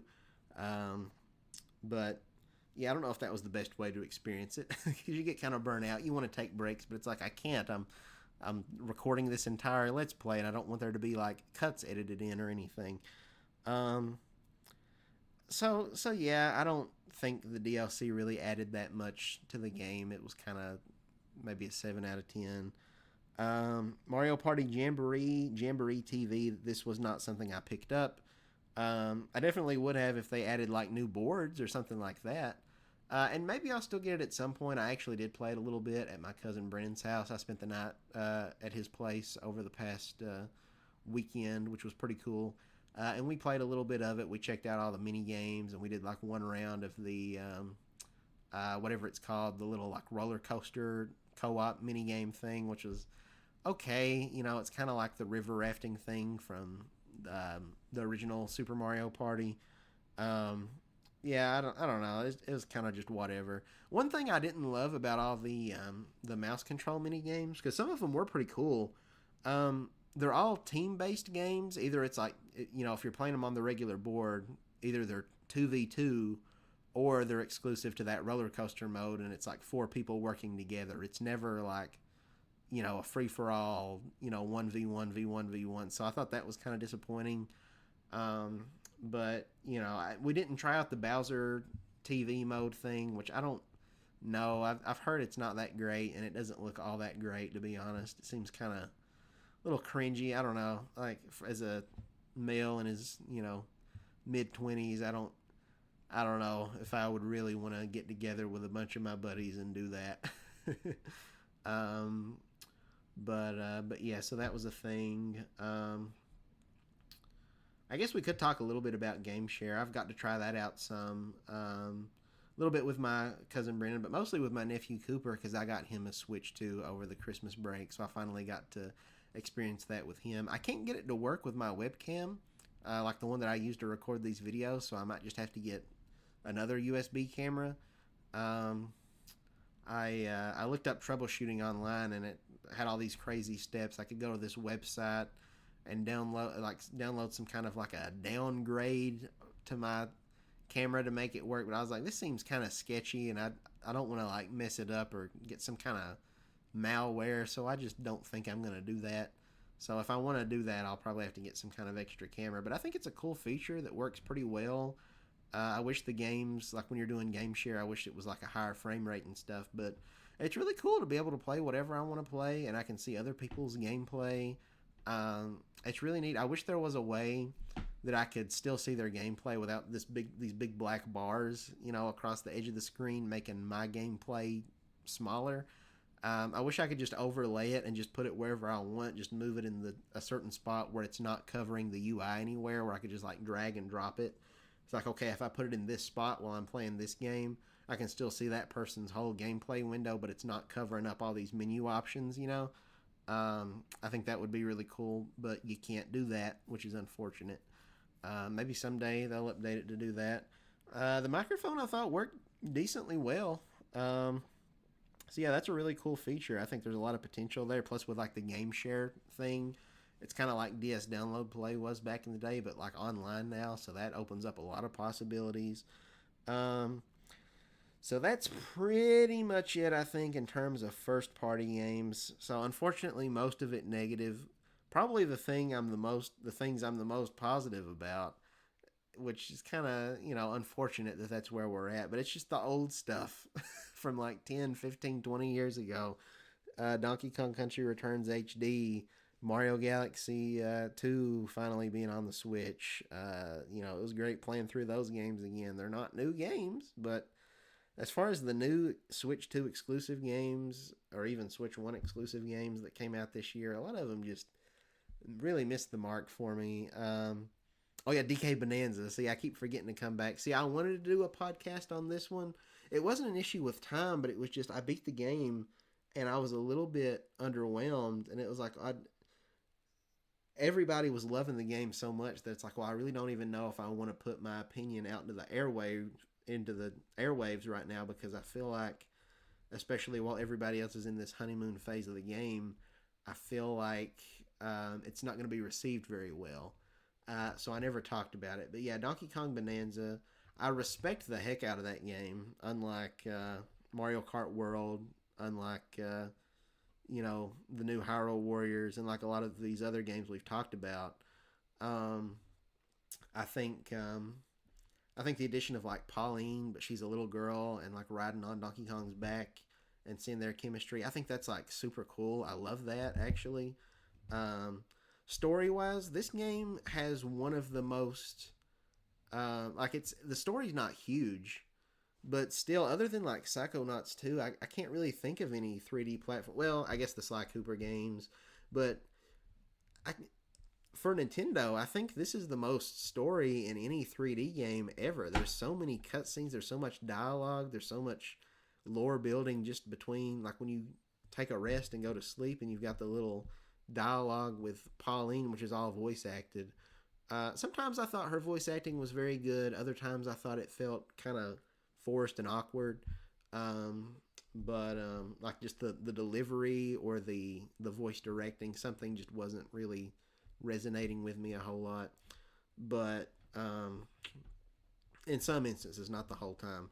But yeah, I thought the bosses throughout most of the game were too easy. A lot of them didn't really feel like Donkey Kong bosses. They felt more like something out of Splatoon. Um, the final boss was amazing though. The last like couple hours of that game were just like peak. That's probably one of the best endings to any Nintendo game ever. Nintendo's gotten really good at ending games, honestly. Like that, even though as much as crap I talked about Tears of the Kingdom earlier, I thought the final boss and ending of that game was pretty fantastic. It's just everything else kind of sucked. But yeah, the ending to that game I thought was pretty solid, and the same with like I won't spoil Bonanza's ending, but you probably already know about it by now. There were a lot of YouTube videos predicting things that were going to happen in the game, and I completely dismissed them as copium. I was like, "There's no way," but then they did it, which was mind blowing. And the way they do it, the setting of the final boss, it's Chef's Kiss. It's something out of a fan game. Like I never would have expected that to be a legitimate thing that Nintendo does. But wow, what a ending that game had. Um, but yeah, just in terms of just the level to level gameplay, I don't know. It's one of the reasons I like Breath of the Wild a lot better than Tears of the Kingdom, not just because, Tears of the Kingdom uses the same map, but I don't like how the Zone Eye devices kind of break the game. It's like you can just circumvent all of these challenges and just completely cheese it, and I feel like it completely breaks the level design. That's literally what you're doing in Donkey Kong Bonanza is breaking the level design. I was worried in the initial trailers, um, but then I felt better about it after watching the Bonanza Direct. I thought it looked really, really great. But then playing the game, then a lot of those fears did kind of resurface, and it's like, yeah, this is kind of breaking the game the way I thought it would. Especially, you get these different Bonanza transformations. The elephant one in particular is so overpowered, and it's like there's so many like challenges and so many things that you can do, but it's like, why would I do it? I don't have to. I can turn into an elephant and then just go suck everything up with my trunk in like 30 seconds, and then it just there's the thing I need. It just um, there were multiple times I would happen upon a banana by accident, but it wasn't a good feeling. It was like, oh, I see there was an intended way they wanted me to do this, but I just kind of cheated, you know.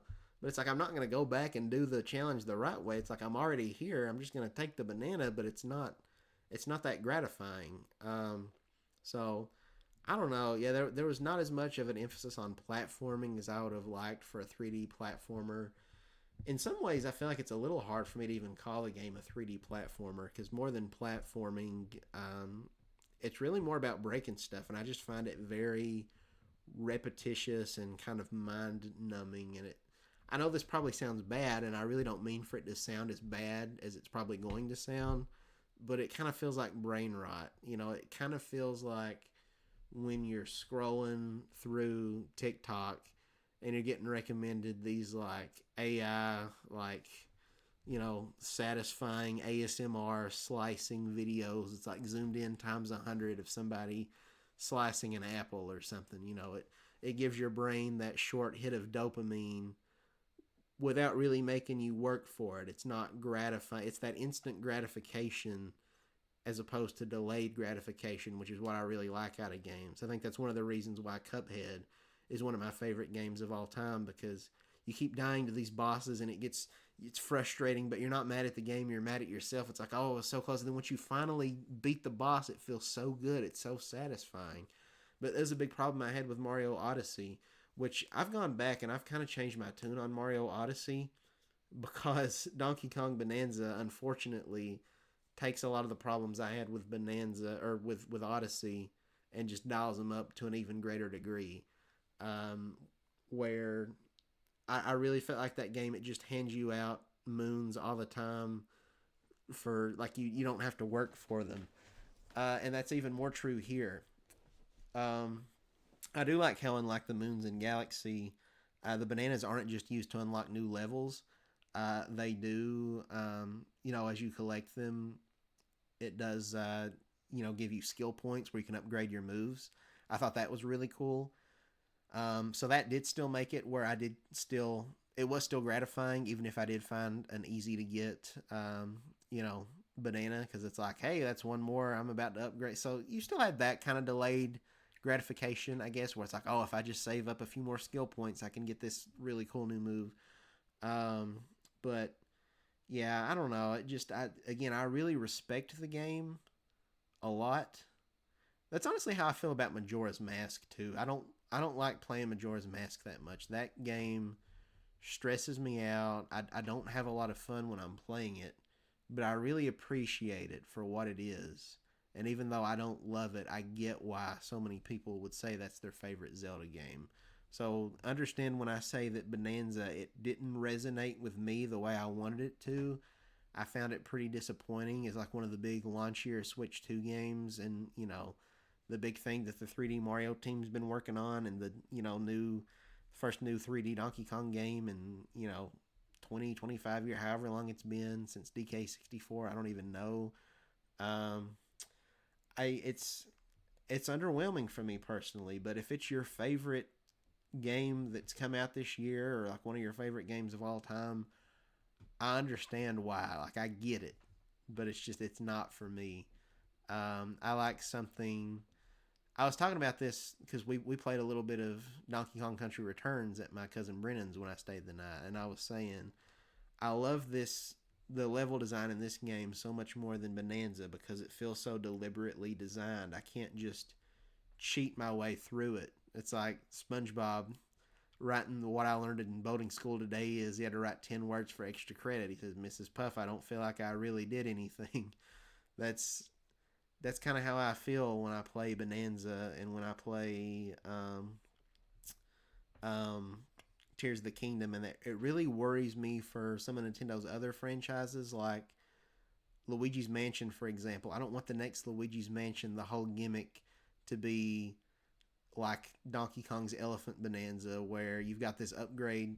There would be a couple areas in Luigi's Mansion 3 like that where you would get an upgrade to your vacuum, you'd plug it into something, and you could vacuum an entire wall off, right? I don't want that to be the whole thing for Luigi's Mansion 4, where you can literally vacuum every last inch of the mansion until there's no mansion left if you really want to. Because I feel like most people would love it, but that's not what I play Nintendo games for. I like the deliberate, methodical design with intentional platforming challenges, intentional puzzles that you have to do. Like, if you want to have like some open-ended solutions where maybe there's like 2 or 3 different ways you can get past a challenge, like Snipper Clips kind of does that, right? But they encourage you to think outside the box, but there should be a limit, and not just you know 1,000 different methods could work, because at that point it makes the challenges less special and less memorable, um, less satisfying to overcome, because it's like, well, I didn't have to overcome anything, I just kind of cheated to get around it. um, but yeah, I think that's pretty much it. Oh, I guess I should talk about the DLC. This game did get a DLC expansion, which I did buy. I thought it was kind of overpriced. That kind of left a bad taste in my mouth, just between everything else this year. So in all, that's like $90 for Donkey Kong Bonanza. Cause it's a $70 base game plus $20 DLC. And there's a part of me that's like, well, that really should have just been included in the base game, like the Luigi's Balloon World mode and Odyssey that you unlock after you beat the game. Or, well, no, that was a free update. It's kind of like, well, maybe this should have just been a free update. Because I was kind of disappointed when I beat Bonanza, because like they would kind of talk about DK Island, and it's like, oh, is that going to be like a post game unlock thing? You get to explore DK Island, but no, that's something separate, and I just think it's really unfortunate that you have to like pay separately to experience. It does kind of feel like they held that back a little bit, but kind of like with the um, Switch 2 Welcome Tour. I don't know if I would have bought it if not for the fact I just wanted to make a video on it. I wasn't like super. I was interested to explore DK Island. There's not really anything to explore though, because it's really just all about doing the Emerald Rush mode, and I didn't think I would like that because I'm just not really into that sort of thing. Like these time challenges, like where you're chasing a high score and like try to improve your best time and get the best rank, get the S rank or whatever. That's just not really my cup of tea. Um, but I did actually go back to it recently because they'll do periodically these like special events where you can get like an exclusive like statue that you can put in the island that was like based on Donkey Kong Jungle Beat, which was like a really cool callback to a deep cut game that I used to play. So I went back to it for that, and I actually got really into the Emerald Rush mode. So maybe that'll be a thing I regularly go back to. I don't know. Try to complete it on all floors on all difficulty. Speaking of just when I said floors, it got me thinking about the depths because that's kind of the whole theme of this game is you're diving deeper under to lower levels. Um, I do feel like the game's got a pretty substantial amount of content. Like I was pretty pleasantly surprised with the number of floors in this game. Um, because that was one of the things I didn't like about Mario Odyssey is I felt like there could have been more kingdoms. Because like you would have some kingdoms, for example, like the Ruined Kingdom, that like you get there and it's like, oh, this looks so cool. It's like this medieval dark fantasy world. What's going on here? It's just a glorified boss arena. Same for the Cloud Kingdom. There's like nothing to do there once you beat the boss. There's like a few moons, but it's like 10 maybe. Um, yeah, it's not a full open sandbox area. And then some of the kingdoms like the Lake Kingdom, in terms of like overall like area, like square footage, um, I don't know if that level is really any bigger than like um, Jolly Roger Bay from Mario 64, which predated that game by like 25 years, you know? Um, but in Bonanza, like, there was a ton of levels. There were a few that would be kind of like rest stops, a few floors where it'll be like, there's not really much to do here. But there were some, even if you get rid of those, there's still like, I don't know, 12 plus levels, ignoring the ones that are just kind of, stepping stones. That'll be like a crossroad, go to this floor or this floor. Um, so there was a sizable amount of content, and these areas were also very big. So that was nice. I felt like there was a good amount of content. Um, just not all that content felt as meaningful to me as I would have liked. I also didn't love the art style of the game. Um, some of the environments, it really looked a lot. It kind of has that like, I don't know. It's hard to explain. I don't know if people will understand what I'm talking about, but that kind of Breath of the Wild, or also kind of like Fortnite art style, where it's like, I don't know. Maybe I'm just boring. I really don't consider myself like a graphics whore or anything. But I guess I would have liked something a little bit more realistic. I didn't like the color scheme, the color palette on some of these floors will just be like very, not fully monochrome, but just very predominantly one color, right? Or like on this floor, like all the grass is blue or the grass is red, just like weird stuff like that, And I'm just like, I don't know. I don't like this. I guess it's designed to give you that otherworldly feeling, but I don't know. I just wasn't a fan. I hated those. I forget what they're called. Those NPCs, like the crystal guys.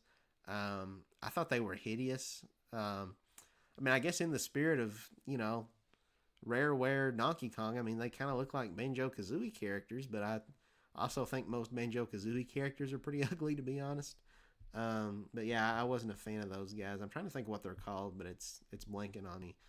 Um, but yeah, they were weird and kind of creepy and uncanny looking. But yeah, back to the Emerald Rush mode. Even though I didn't think I would like it, it really kind of it felt a little bit like Pikmin to me. It made me think of like Pikmin 4's like Dandori concept, where it's like you're really trying to like think quickly and consult the map and like, oh, if I go here and then I can quickly make my way and do this challenge, and it was a lot more enjoyable than I thought it would be. So that was actually kind of cool.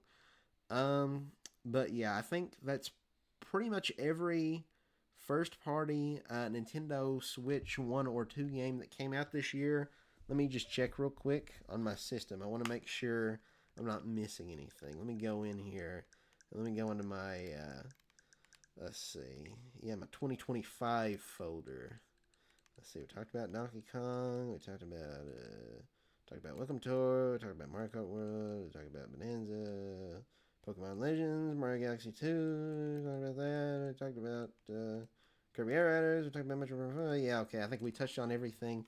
The last thing, because I know I've been pretty overwhelmingly negative, and I hate that that's the case, especially for a launch year of a new console.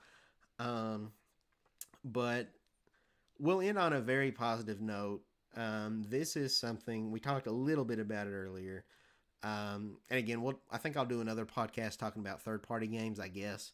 But then by the time I do that, it's going to be like the middle of January. I really wish I could have done all this when it was still 2025, but oh well, it is what it is. Um, this is something though that I've been wanting for years and years and years. Literally, like I don't know, a decade and a half at this point. Like ever since like the Wii U, I think a lot of other people thought it was coming. We didn't get it on the Wii U. We didn't get it on the Switch. But finally with Switch 2, we got GameCube games added to NSO. I wanted it so bad on the Wii U Virtual Console, but it finally, better late than never. If anything, it being this late just kind of makes it all the more sweeter. Um, this was a pop off moment for me. If you go back and watch my reaction to the to the Switch 2 Nintendo Direct, the big blowout April Direct or whatever. This was my pop off moment. I was so excited. Just in terms of games that have released this year on it. Well, just this month we got Fire Emblem Path of Radiance, but that doesn't count because we're in 2025 now. But last year we got, so it launched with Soul Calibur, the one with Link in it, and F-Zero GX. But what really excited me, we got Wind Waker, fantastic game. It's my favorite Zelda game of all time. I still hope we get the HD version at some point, because I do think that is the definitive way to play this game. But still yet, though, finally got Wind Waker on Switch, which is one of my most wanted ports to finally come to the system. We got the OG Luigi's Mansion, so that was super exciting. This one's kind of a deep cut, but a game that I grew up with that I had a lot of nostalgia for. When I was like 5 years old, I think it was, my parents got me a GameCube, and I was so excited about it. And for the first bit, I didn't actually own any games. We just kind of rented them. I'm not really sure what the reason was for that. But yeah, I would always, two games I would rent all the time when I was a little kid at like 5, 6 years old, that filled me with so much nostalgia. The original Luigi's Mansion, but the other one was Wario World. So I'm so excited. Like that game is kind of, critically wasn't the most well received, kind of got mediocre reviews. But I just have a real soft spot for that game because I grew up with it. I have so much nostalgia for it, playing it while my dad watched me. Same with Luigi's Mansion. So it's so awesome to have those games on a handheld, and I can play it on the TV and I can play them online. It's incredible. What a time to be alive. And I just really, really hope, I'm waiting with bated breath, and we'll talk about this more some other time because I also want to do a podcast. See, I was going to do this podcast and then the next one was going to be talking about hopes for 2026 and stuff. But, this is only like the first part of this one because I got so much to talk about. But yeah, man, if we get like Smash Brothers Melee and Mario Kart Double Dash, being able to play those portably on a handheld and being able to play them online, oh my god, it would be so good. And we're probably eventually going to get like all the GameCube Mario parties, which are some of my favorites. Mario Party 6, 7, Mario Party 4 and 5. 4 is kind of whatever. I don't really like Mario Party 4, but 5, 6, and 7, that's going to be so fun. GameCube's just ripe with just amazing games. Again, I can't believe they didn't raise the price for this. I'm just so happy we finally got GameCube games. I didn't know if they'd ever do it, but they did it. And Chibi Robo, I always wanted to play Chibi Robo. Never had the opportunity. I finally got to play through it. It's got some quirks in the design that's a little bit, at one point I had to kind of consult a guide because some things I feel like aren't explained super well to really know where to go, and sometimes it can feel a little sluggish. It's kind of slow. Chibi Robo, like every time you gotta pick up his plug and then carry it, and you're running, and it's kind of slow, and your battery's draining, and then you got to put it down, and then you got to climb up the steps, and he climbs really slowly, and he climbs the ladder very slowly, and your day's ticking away, and it's um but it was really satisfying going around, cleaning up all the garbage and stuff. But the story in that game was surprisingly so. I was so invested. I wanted to do a podcast about that too, but I didn't do that either. But that game really surprised me in terms of just the story. That game made me genuinely kind of emotional. There was one little part of that game that really almost kind of made me tear up, and it was such a simple little thing. Um, so there's this little girl. Um, I'm blanking now on what her name is, but she's like real quirky. She dresses like a frog, and all she'll say is "ribbit, ribbit."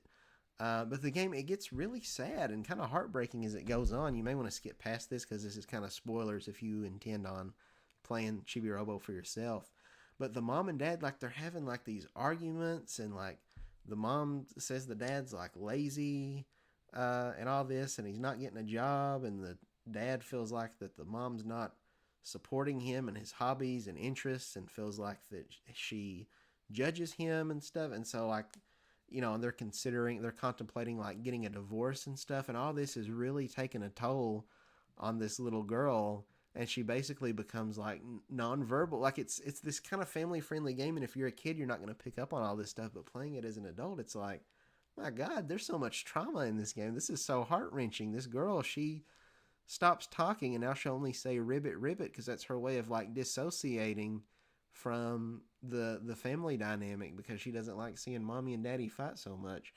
And there's this part, like the little girl, she'll be like, I don't know how old she's supposed to be, maybe like 6 or something, and she's like sitting on the floor, and she's like got her feet kicked up behind her, and she's scribbling. She draws a picture, because Chibi Robo, he's this little robot who walks around, and the dad buys them, and that's kind of where the drama starts, because immediately from the start of the game, the dad buys Chibi Robo as this little helper around the house, and he can clean, and he can pick up garbage and do all this stuff. And the mom's like, this is way too expensive, honey. Like, he buys it for the daughter's birthday, and like, it's so sad. And the mom's like arguing, like, you didn't buy this for her, you bought it for you because you wanted it, and this is way too expensive. And meanwhile, the birthday girl just keeps ribbiting because mommy and daddy can't even just bury the hatchet for her birthday. Both the parents are kind of terrible in their own ways in this game. But they kind of I won't say too much because I don't want to spoil too much. But I was really invested in it. So the little girl, she's sitting on the carpet. She's got her feet kicked up, and she scribbles, and she makes a drawing of her laying in bed with Chibi Robo, just like napping with him like he's a stuffed animal or something. And all she'll say, because she'll say a couple words, but she mostly just says ribbit, but she says ribbit maybe, and then you can say like yes or no, and if you say yes, it makes her real happy, saying that like I guess that you'll sleep with her when she goes to bed or whatever. So there's this one part of the game, and that's where it was such a simple thing, but it really kind of like got to me. It even almost is now. It just really shows the impact that the story of this game can have, and why I'm glad that Nintendo's starting to do that more again, but I want them to keep doing it.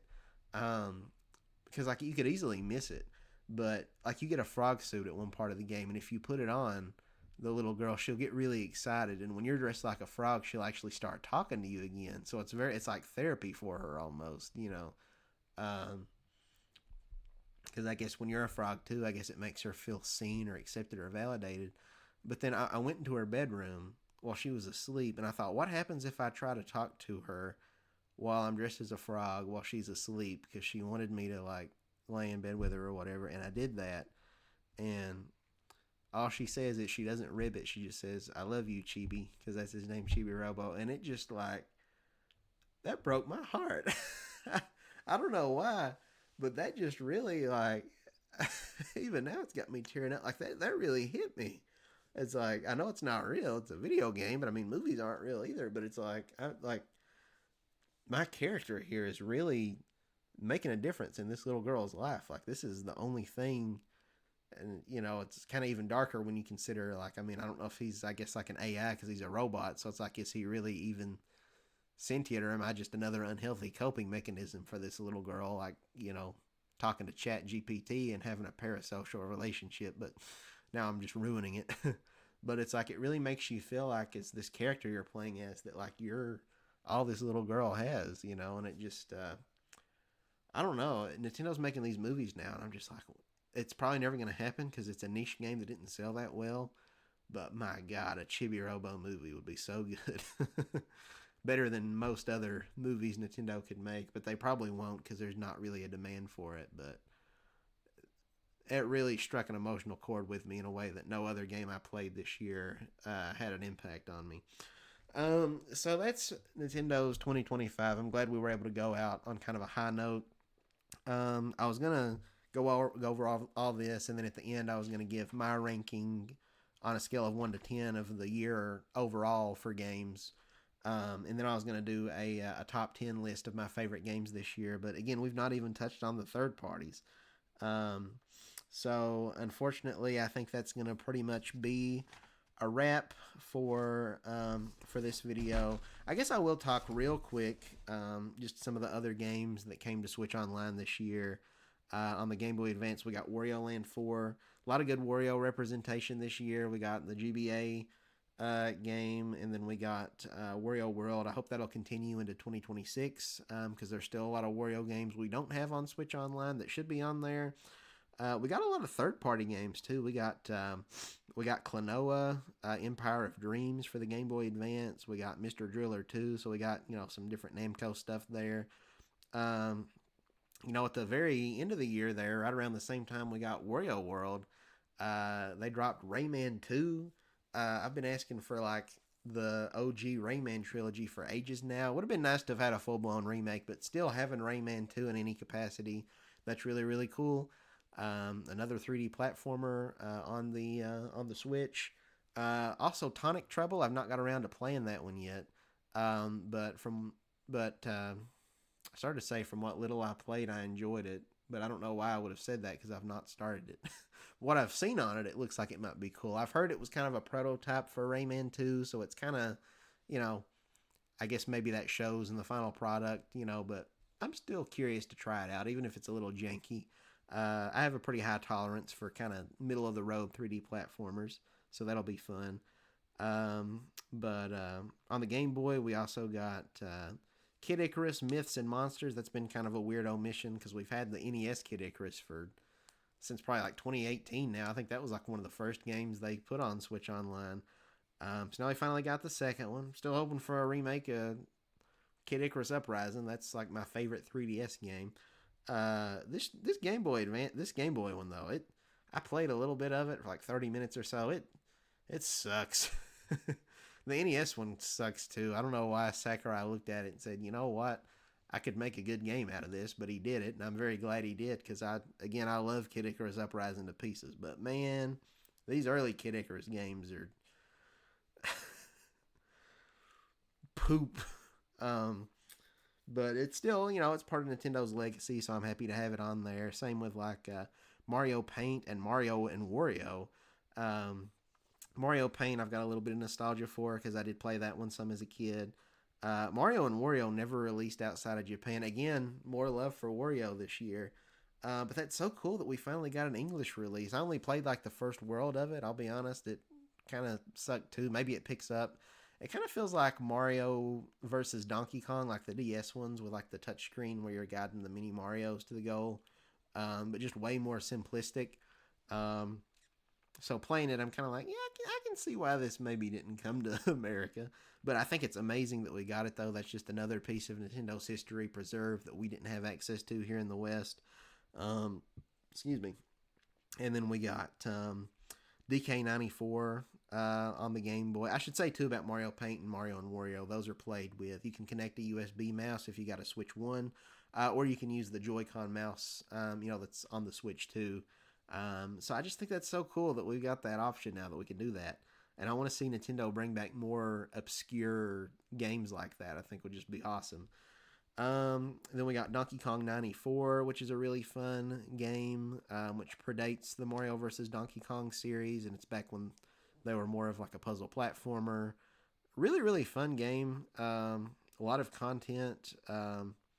Probably better than Mario vs. Donkey Kong, honestly. Um, I kind of feel like maybe they should have remade this game instead of the GBA one they remade, because this game, like, it's black and white and stuff. Like, I feel like this game would have really benefited from a just full on remake, more so than the GBA version. But whatever. It is what it is. I'm glad that we got it. Um, let's see. Was there anything else I wrote down here? Oh, we had Mario Strikers. I've not played much of that. When I tried to play it, there was some really bad input lag. I think they might have fixed some of that. I don't know. I've not tested that myself to verify it. Um, but yeah. So overall, Nintendo's first year with their new console. I was gonna do a review again with, like, we're gonna talk about third parties. I was gonna rate the year. I guess since we're only talking about Switch first party Nintendo games in this video, I guess I'll go ahead and score Nintendo's year individually, which I wasn't planning to do. I'd probably give it a 7. I'd probably give him a C, which is kind of pretty low, all things considered. Um, I I feel like most years throughout the Nintendo Switch 1 life cycle, I would have given quite a bit higher than that. Like, I don't think there was a single first party Nintendo game I played that really knocked my socks off. Again, like, I know a lot of people have praised the heck out of Donkey Kong Bonanza. That one just didn't hit for me. I didn't hate Metroid Prime 4 like a lot of people did, but I didn't love it either. I thought it was okay. Yeah, just about everything that Nintendo put out this year was like a 7 or 8 out of 10 for me, which is genuinely very low compared to a lot of other years. Mario Kart is kind of disappointing. Donkey Kong disappointed me, even if it didn't most people. Metroid Prime 4 disappointed me, even if it didn't disappoint me as much as it did some people. The Kirby Star-Crossed World expansion, the Switch 2 edition for Forgotten Land, kind of disappointed me. A lot of stuff really let me down. I had no interest in Dragon Drive. I had no interest in Switch 2 Welcome Tour. I had little interest in Zelda Age of Imprisonment, but not a whole lot.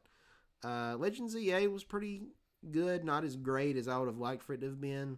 Not as good as Legends Arceus. That game was amazing, but it's still good. I still enjoyed it. And I don't really like a lot of Pokemon games, so that's a pretty good accomplishment. Like, I cannot get into the more linear ones with like random encounters where you walk through the grass and then you get ambushed.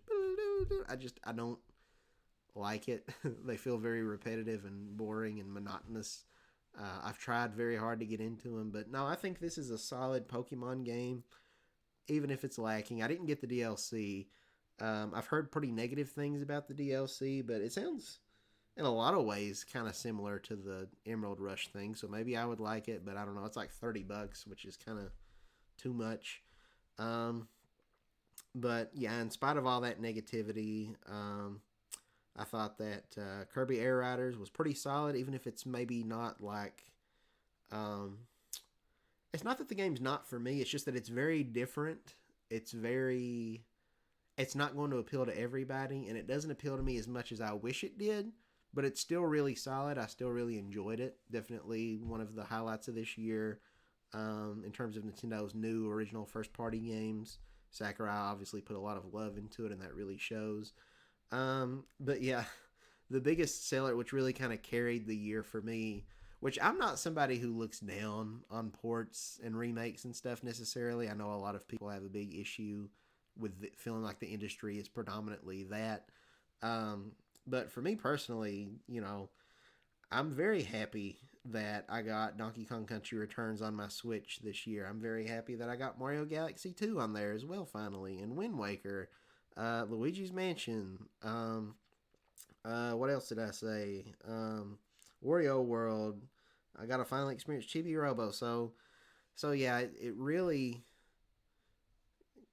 kind of pains me to only give this year a 7 out of 10 when it's the year we finally got GameCube games. But if not for those, this was a very lacking year for me with like not a single first party game that really just wowed me, that really just knocked my socks off. Because like the vast majority of the time, most Nintendo first party games for me, not all of them, but the majority are like 9 out of 10. They're like, you know, A tier, maybe A minus, or what. But like, none of them were really above a B plus for me. A lot of them I would even put in like B minus or C territory. But you know what? It is what it is. I'm very excited for 2026, and we'll talk more about that in the future. But yeah, before we get to that, I guess I maybe have another podcast to do just talking about 2025, because I got a lot of third party games that I really wanted to go over. But yeah, we've been talking for over 2 hours, so I gotta call it quits. Thank you all very much for watching. If you enjoyed this podcast, please do consider leaving a like and subscribing. I hope some people watch this, man. It's so demoralizing to just talk in front of the camera for 2+ hours, and it's like I'm tired, and it's like it just gets like 5 views. I'm gonna be devastated. So please, if you made it this far, consider leaving a like, subscribe to the channel, share it around. I really want this channel to take out. Like I said, I got a new job, so it's made it harder to sit down and record videos, but I still want to do this. A, because I'm still very passionate about Nintendo, and B, this job only pays like $15 an hour. That's not really great. I would like some supplementary income, so I would love to be able to monetize this channel and start making money talking about something that I love and am passionate about. So please do consider supporting me with a like or whatever. Um, and yeah, I'll catch you guys next time. I'm not recording part 2 of this today though. I'm gonna have to sleep on it. I'll do that maybe tomorrow. All right, guys. Bye bye.